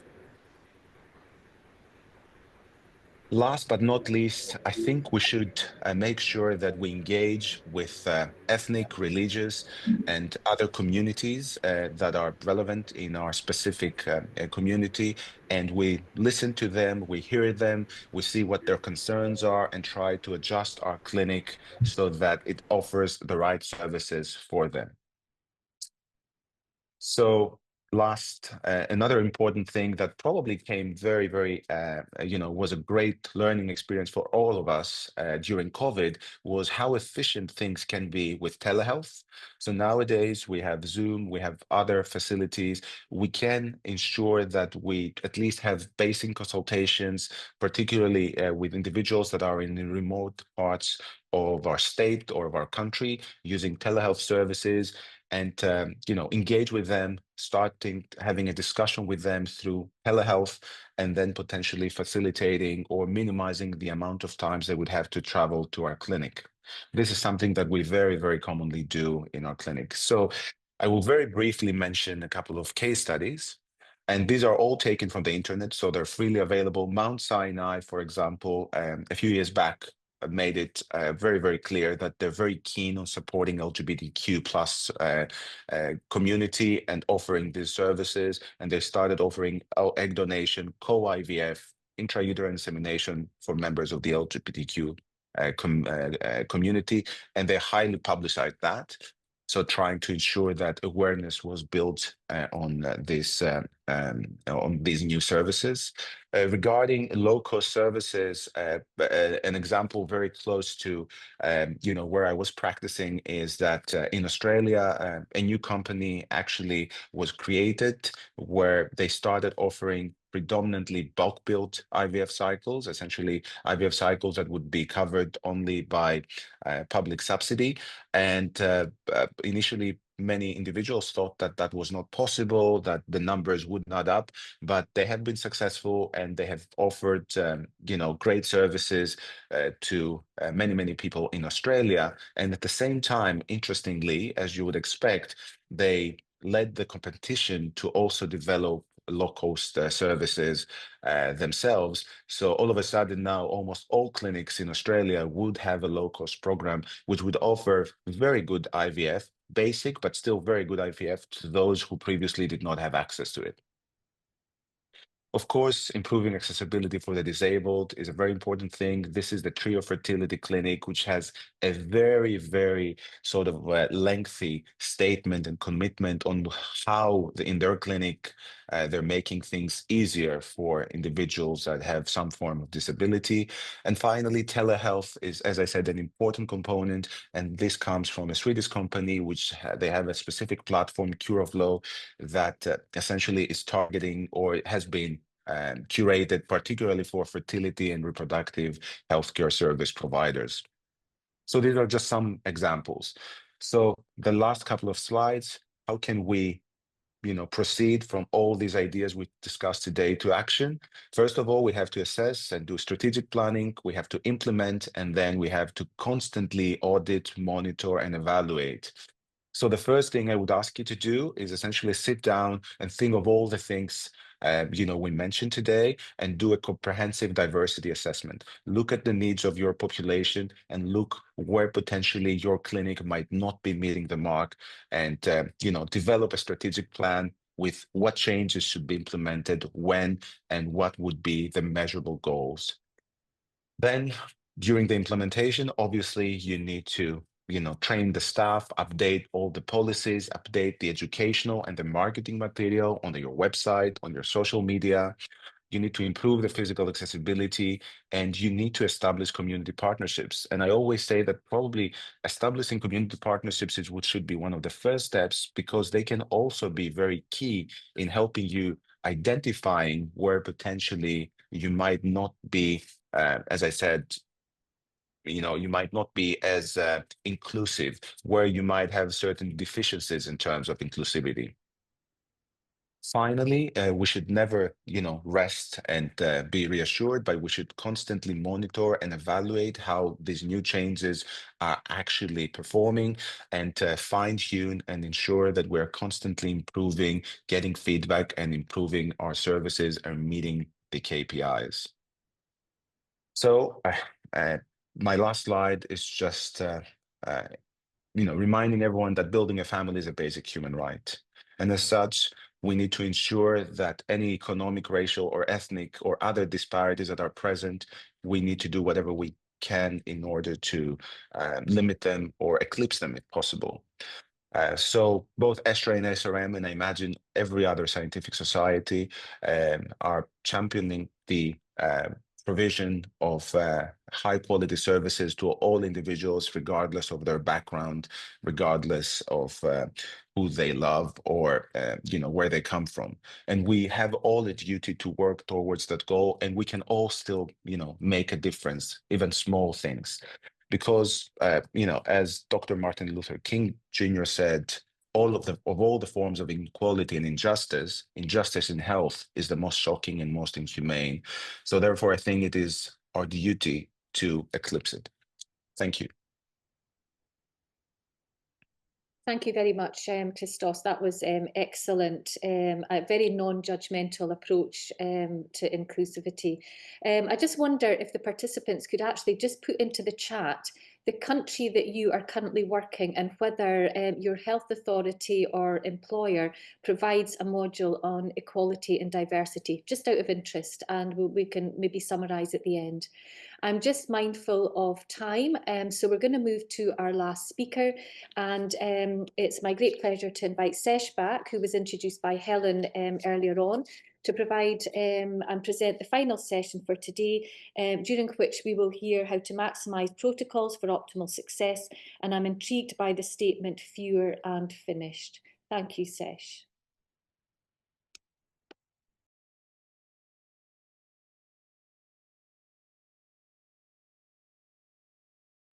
You need to unmute, Sesh.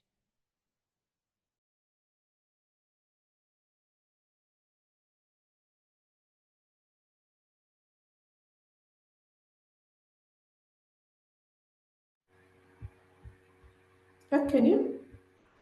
And can you see my slides? Yeah, you just need to move to presenter view. Yeah. Going to go there for a minute.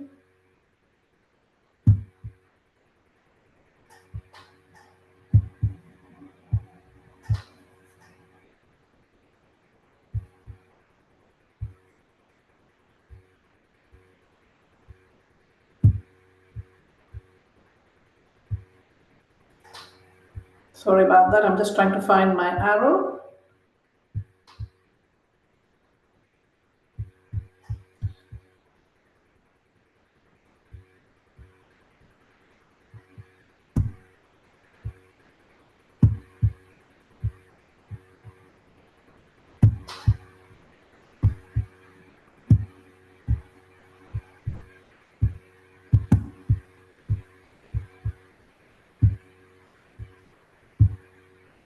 Just a second. Apologies. I'm just going to do that in a minute.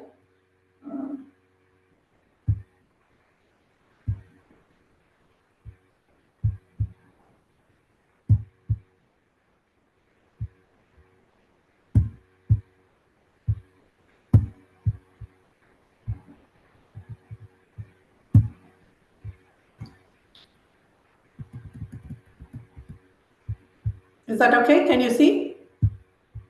Yep, Are you that's able to see? perfect. Thank you, Sesh. That's good. Thank you very much. So, good afternoon, everyone, or good evening, or good day, everyone. So my topic is more of a clinical topic, and it was very interesting to listen to the few previous speakers. To wrap up, this topic was designed to look at what we do or what we have to do for individuals and couples who visit our clinic from a clinical perspective. So we've heard about the implications of advanced reproductive age and delayed motherhood. We can see that over the years, there has been an increasing age of first childbirth globally, more in some countries compared to other countries. And with women delaying childbirth, we face the problem of ovarian aging, and that is one of the factors contributing to infertility. The ideal management would have been prevention. That is, we shouldn't have got to this stage. And we've heard from the previous lectures what are the different strategies that would prevent this. However, we are where we are currently.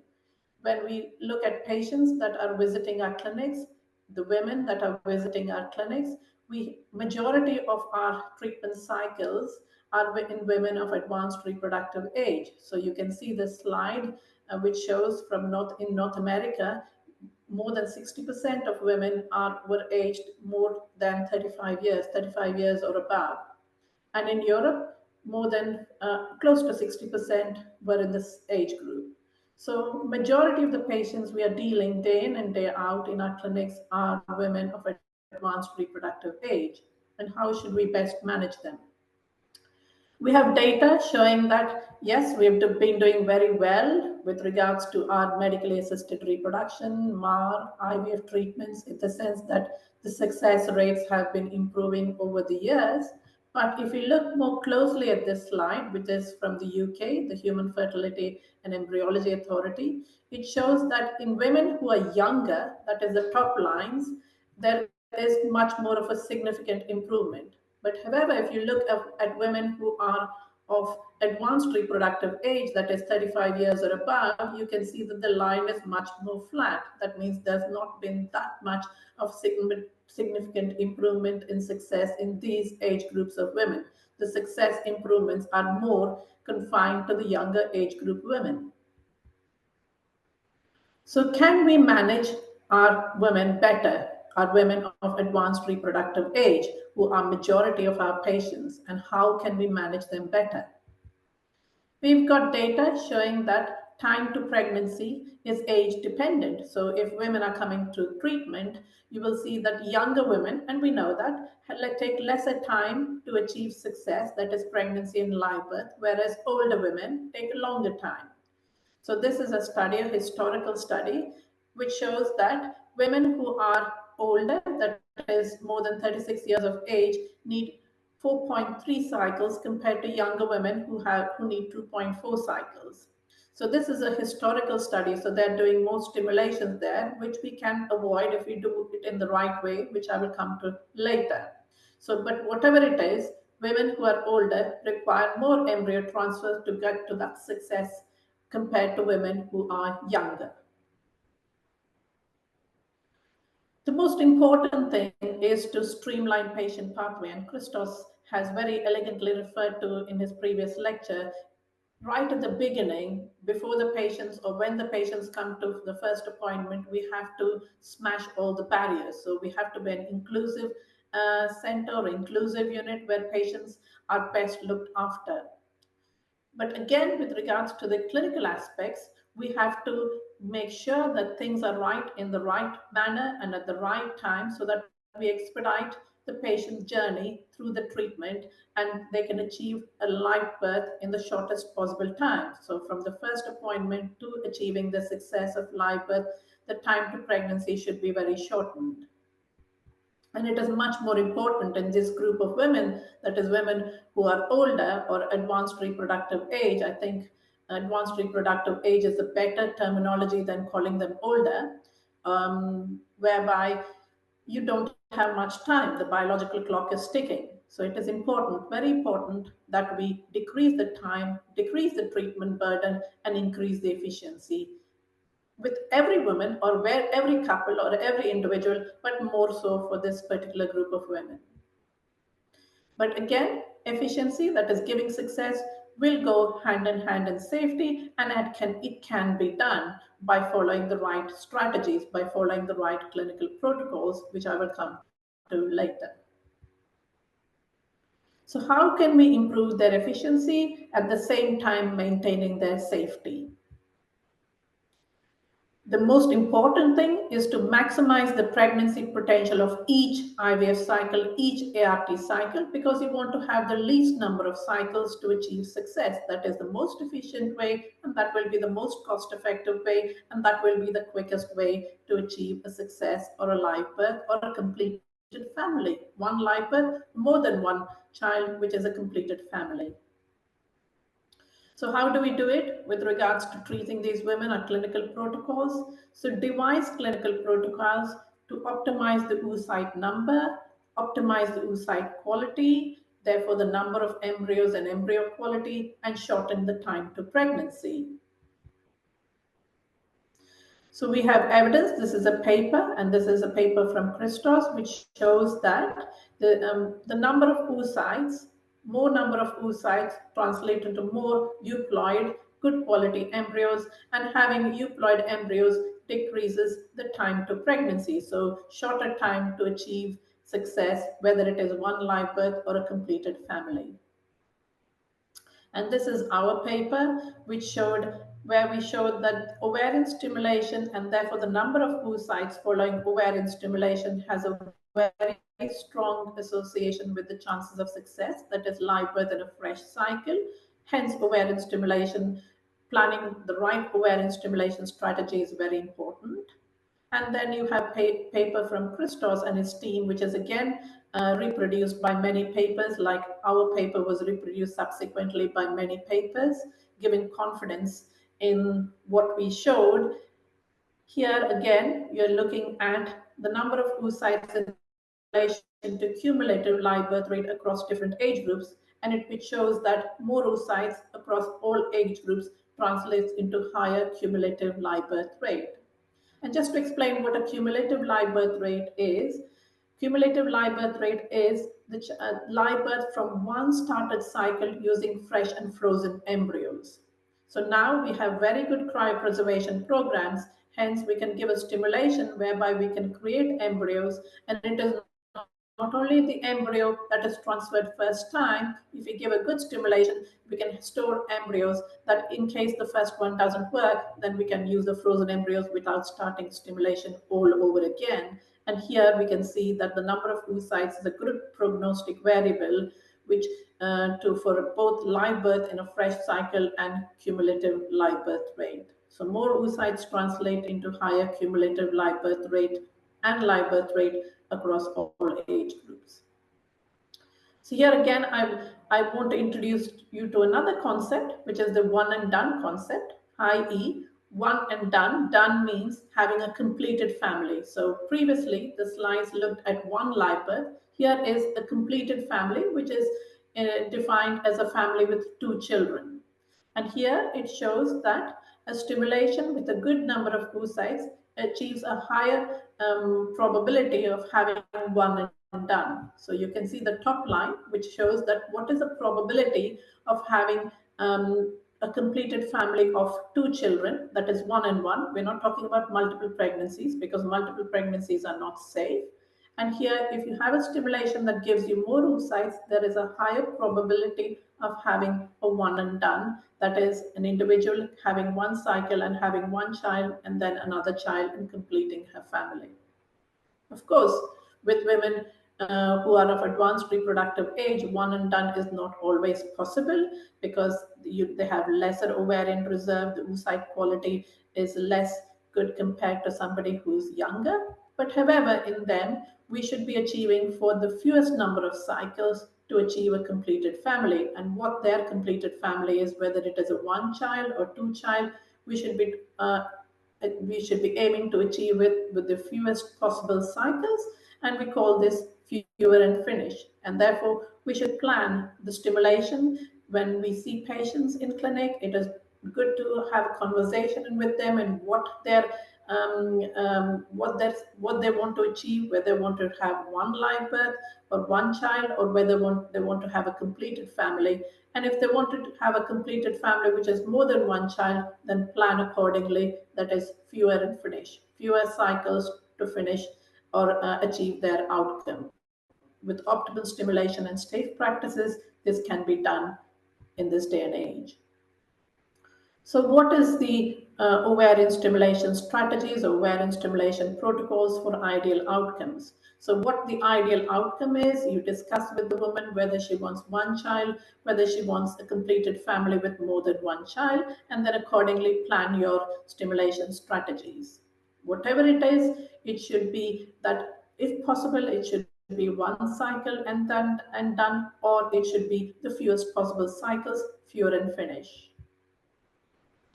We published this paper quite some time ago, saying that we should be individualizing ovarian stimulation, and we can do it with the modalities that are available currently. That is, we have AFC or AMH to categorize women as predicted normal, poor, high response. And with this, we can, and also knowing what the women or the couple would like to achieve, we can choose treatment protocols tailored by the prediction, and also fine-tune ovarian stimulation at various levels to achieve the outcome. And here in the next few slides, I'm going to refer to the ovarian stimulation guideline and how we can achieve optimal outcomes for women, how we can achieve higher cumulative live birth rate and fewer in finish for our women.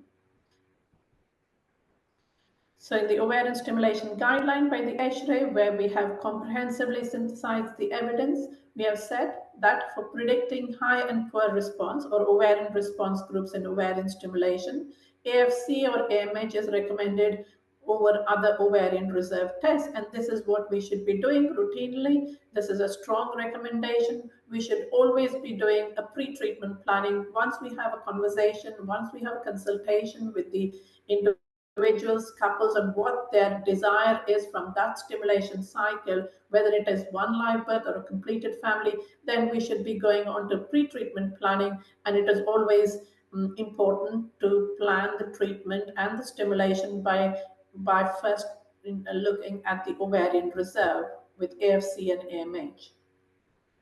So what are the stimulation protocols for efficacy and safety? Once you've done these tests and then you categorize women based on their ovarian reserve, whether they're a normal, poor, or high responder, then you decide on the treatment protocol or the stimulation protocol or the pituitary suppression regimen. And the recommendations are, which many of you would be familiar with in your daily practices. The GnRH antagonist protocol is recommended for predicted normal responders because of their safety, because of improved safety, that is lower risk of OHSS, but also comparable efficacy or live efficacy compared to the long agonist protocol, which was used previously. We've also said that in high responders, GnRH protocol should be the protocol because of the safety profile in terms of lower risk of OHSS.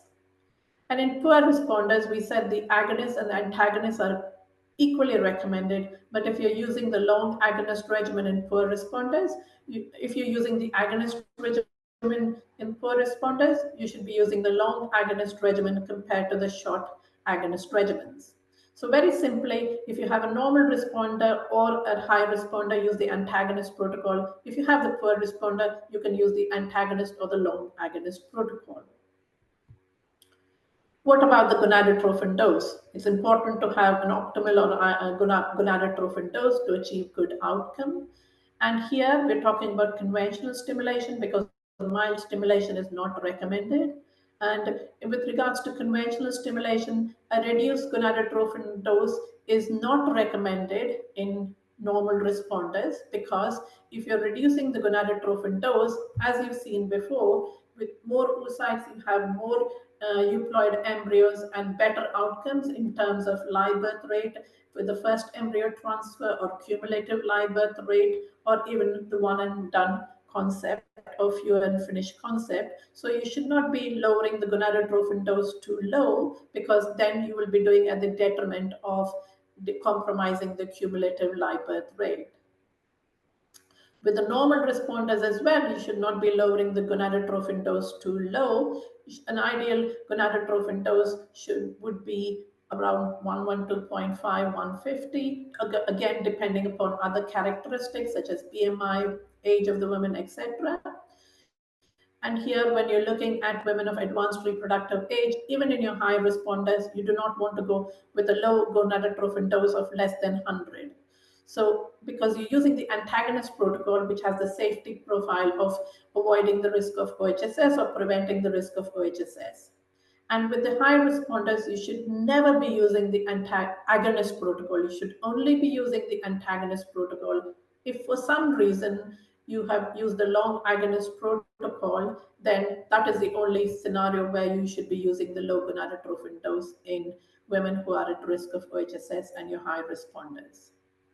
And in the poor responders or any group, there is no justification for using a gonadotrophin dose greater than 300 international units, because higher gonadotrophin dose does not translate into improved outcomes, it only increases the cost. So no more than 300 even for your poor responders. Then giving the right trigger, because you're looking at having a shorter time to pregnancy. So if you have followed the right protocol, right stimulation protocol, pituitary suppression regimen, right gonadotrophin dose, and also the right oocyte maturation trigger, then obviously then you will have the best outcomes for the patient. So with regards to the trigger, you can use either the recombinant or urinary HCG. And generally, for the general population, the GnRH agonist trigger is not routinely recommended. If you have a poor responder, a normal responder, where there is no increased risk of OHSS, you can use the HCG trigger. However, if you have a high responder and there is a risk of OHSS, then you will be using the GnRH agonist trigger. And if you use the GnRH trigger, then this would be a patient who is at risk of OHSS, in which case you would be adopting a freeze-all strategy.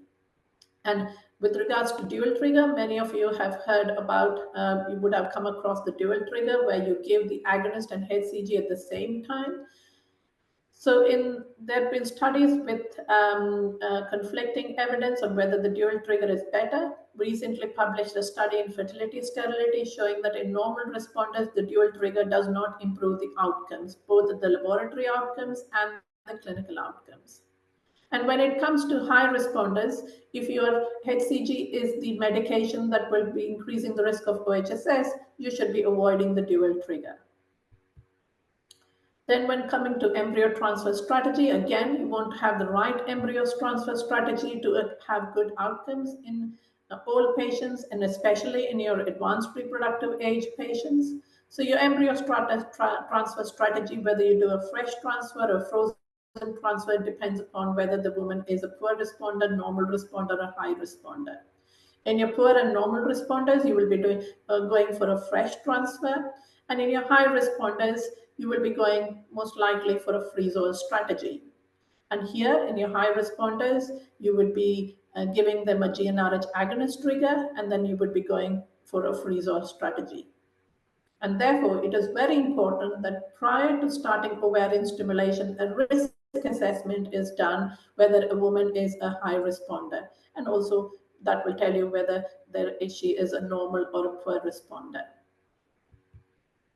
And here in this guideline, we devised this flow diagram, which is very easy, which will tell you in one glance how you can or you should manage your patients to give the best outcomes. Although in women of advanced reproductive age, most of them tend to have low ovarian reserve compared to women who are a younger age group, but you still see women who are advanced reproductive age and still have high responder or classified as a high responder who still have PCOS. So it's not that they are always a low responder. So you categorize women as low, normal, high response based on their AFC or AMH, or if you want to do both, you can do both, but one should suffice. And then in the low responder, you can have the agonist, antagonist, or the long agonist protocol. The starting dose of gonadotropin is between 150 to 300. Don't go over 300. 150 if you have a poor responder whose ovarian reserve is so low that even whatever gonadotropin dose you give, it does not improve the outcomes, then you go for 150. In the normal responder, choose the antagonist protocol because of the safety in reducing the risk of OHSS, and the gonadotropin doses between 150 to 225, depending upon age. If it is a woman who is of advanced reproductive age, then you will be going for 225. In a high responder, again, go for the antagonist protocol and choose a lower gonadotropin dose of 150. Don't go too low, lower than 150, because then you will be compromising the cumulative live birth rate, and also the one and done will not apply if you try to lower the dose, which will give you a lesser number of oocytes. You should never be using the agonist protocol, but if for some reason an agonist protocol is given for these women high responders, then go for a much lower gonadotropin dose. And then again, you have the embryo transfer strategy. For normal and Poor responders, you go for a fresh transfer strategy. For high responder, if you're giving the agonist trigger, you go for a freeze-all strategy. But then if you give an agonist trigger for some reason and that she does not have many oocytes or many embryos and not at risk of OHSS, you can have a fresh transfer. But remember that when you give an agonist trigger, you should always have an intensified luteal support if you do a fresh embryo transfer. So to summarize, what should be the ideal or optimal outcomes for our women, all our women or all our couples, or more so for women of advanced reproductive age? Higher cumulative live birth rate, so planned stimulation that will give you a higher cumulative live birth rate, so you have the least number of stimulated cycles to achieve a live birth. Shorter time to pregnancy. And if you give a good stimulation by following the right strategies, you can achieve this higher cumulative live birth rate, shorter time to pregnancy, one and done. So whatever, find out from the individuals or the women, couples, whether one and done, what is their, what would they like to achieve, one live birth or a completed family? And if possible, try and achieve one and done. If one and done is not possible, then fewer and finish. It can be done safely. We can achieve OHSS-free clinic and then create happy, healthy families. It is important, from what I showed before, understand key associations between ovarian stimulation, number of oocytes, and the optimal outcomes of success, which is live birth rate in a fresh cycle, cumulative live birth rate, one and done. Individualize at all stages of treatment, as I've gone through, for achieving these ideal outcomes. And least number of cycles to achieve these optimal outcomes, fewer and finished. So the mantra or the concept should be fewer and finished, one and done if possible, or fewer and finished for any individual to achieve their success. Thank you very much. Thank you, Sesh. Excellent. I'm just again aware of time, but I do have one question for each of you, Christos and Sesh, in the chat. Also, thank you to those who did respond about equality and diversity mandatory teaching. I've only really had responses from the UK, Aberdeen in Scotland, London in England, and also Bath in England, the UK. So thank you to those who did take the time to respond. Christos, the first question I have for you is fertility preservation in many of the sort of Western world is available for trans people. And whilst the majority will be afforded implications counselling re future use of gametes, in my opinion, there lacks understanding of healthcare professionals, especially midwives and obstetricians, in caring for this client group if they want to come back and use their gametes and actually manage to achieve pregnancy. What would your opinion on that be? Oh, but thank you, Valerie. I completely agree. But, my impression as well, traveling the world, is that despite the fact that we have made significant strides in properly caring for trans people and ensuring that they will have access or they will have the opportunity to have a family in the future using their own genetic material, there's still, significant lack of knowledge, by many obstetricians, clinicians, midwives, in terms of how to properly care and even address these individuals, these people. And that probably is due to the fact that this is something which sort of has entered the medical space in the last few years. And by last few years, I mean a decade or two. And therefore, many individuals have received little to no training on transgender healthcare. Of course, this can have many implications, can result in misgendering, in inappropriate care, in lack of understanding of specific medical needs. For example, what would be the testosterone effects on pregnancy, or what would be the issues when someone has to chest feed. And at the same time, it creates that lack of confidence for clinicians or for clinical staff, for healthcare professionals, midwives, nurses, and doctors, of course, that can create those types of barriers in equitable health. I think it's important for all healthcare professionals to receive specialized training and to understand what are the reproductive and perinatal needs of transgender and non-binary people. And we need to make, consistent efforts to use gender inclusive language, like, birthing person instead of mother, for example. And of course, we need more research and clinical guidelines, particularly addressing this gap in terms of knowledge and clinical guidance, how we can best how can we support the best practice in transgender reproductive health. And obviously, scientific societies need to be the ones that will, take a stand, pioneer, and sort of focus, either their guidelines or their funding in more research for this specific group of individuals. Thank you very much. That was a really comprehensive response. Thank you. Sesh, I have a question for you again. I'm now employed in private practice, and I see a lot of different varied protocols where FSH is increased, it's decreased. They start on double dose, 2 different types of FSH, the first 2 days, etc. I'm aware that the ESHRE guideline that you mentioned is currently under review. In your opinion, do you envisage major changes in the revised document? Yeah. So thanks, Val. Yes, we are updating the guideline, and we're nearly done. So by the end of this month, we'll be meeting to finalize it.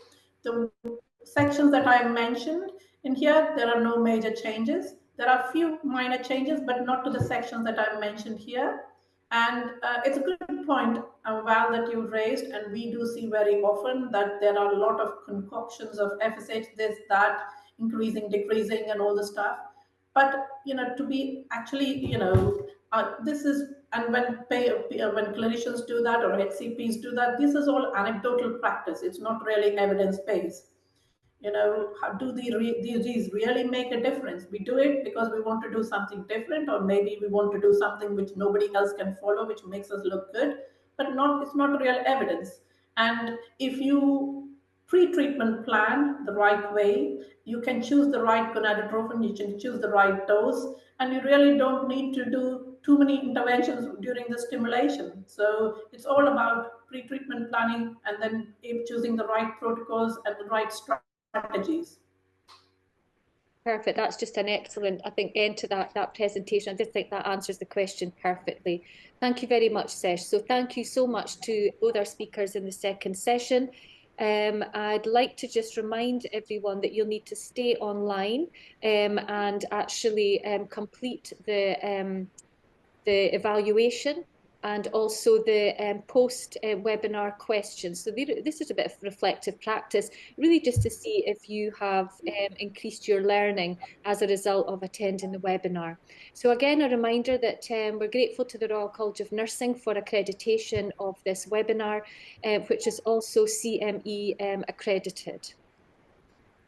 Certificates will be sent, obviously, once you have completed the post-event survey and also the evaluation. You will receive them by email at the end of this session. So please stay online to do that. And in the future, we can only provide webinars that are of interest to our delegates. So please let us know if you have made any changes in your clinic, or you intend to make any changes in your clinic after attending the workshop. And if you do have time, to let us know what you might want to be included in future sessions. And this is just to give you an idea of the different partnerships that we have within the Medical Education Academy, and who we are eternally grateful for funding to allow us to present free registration to nurses and midwives. Thank you.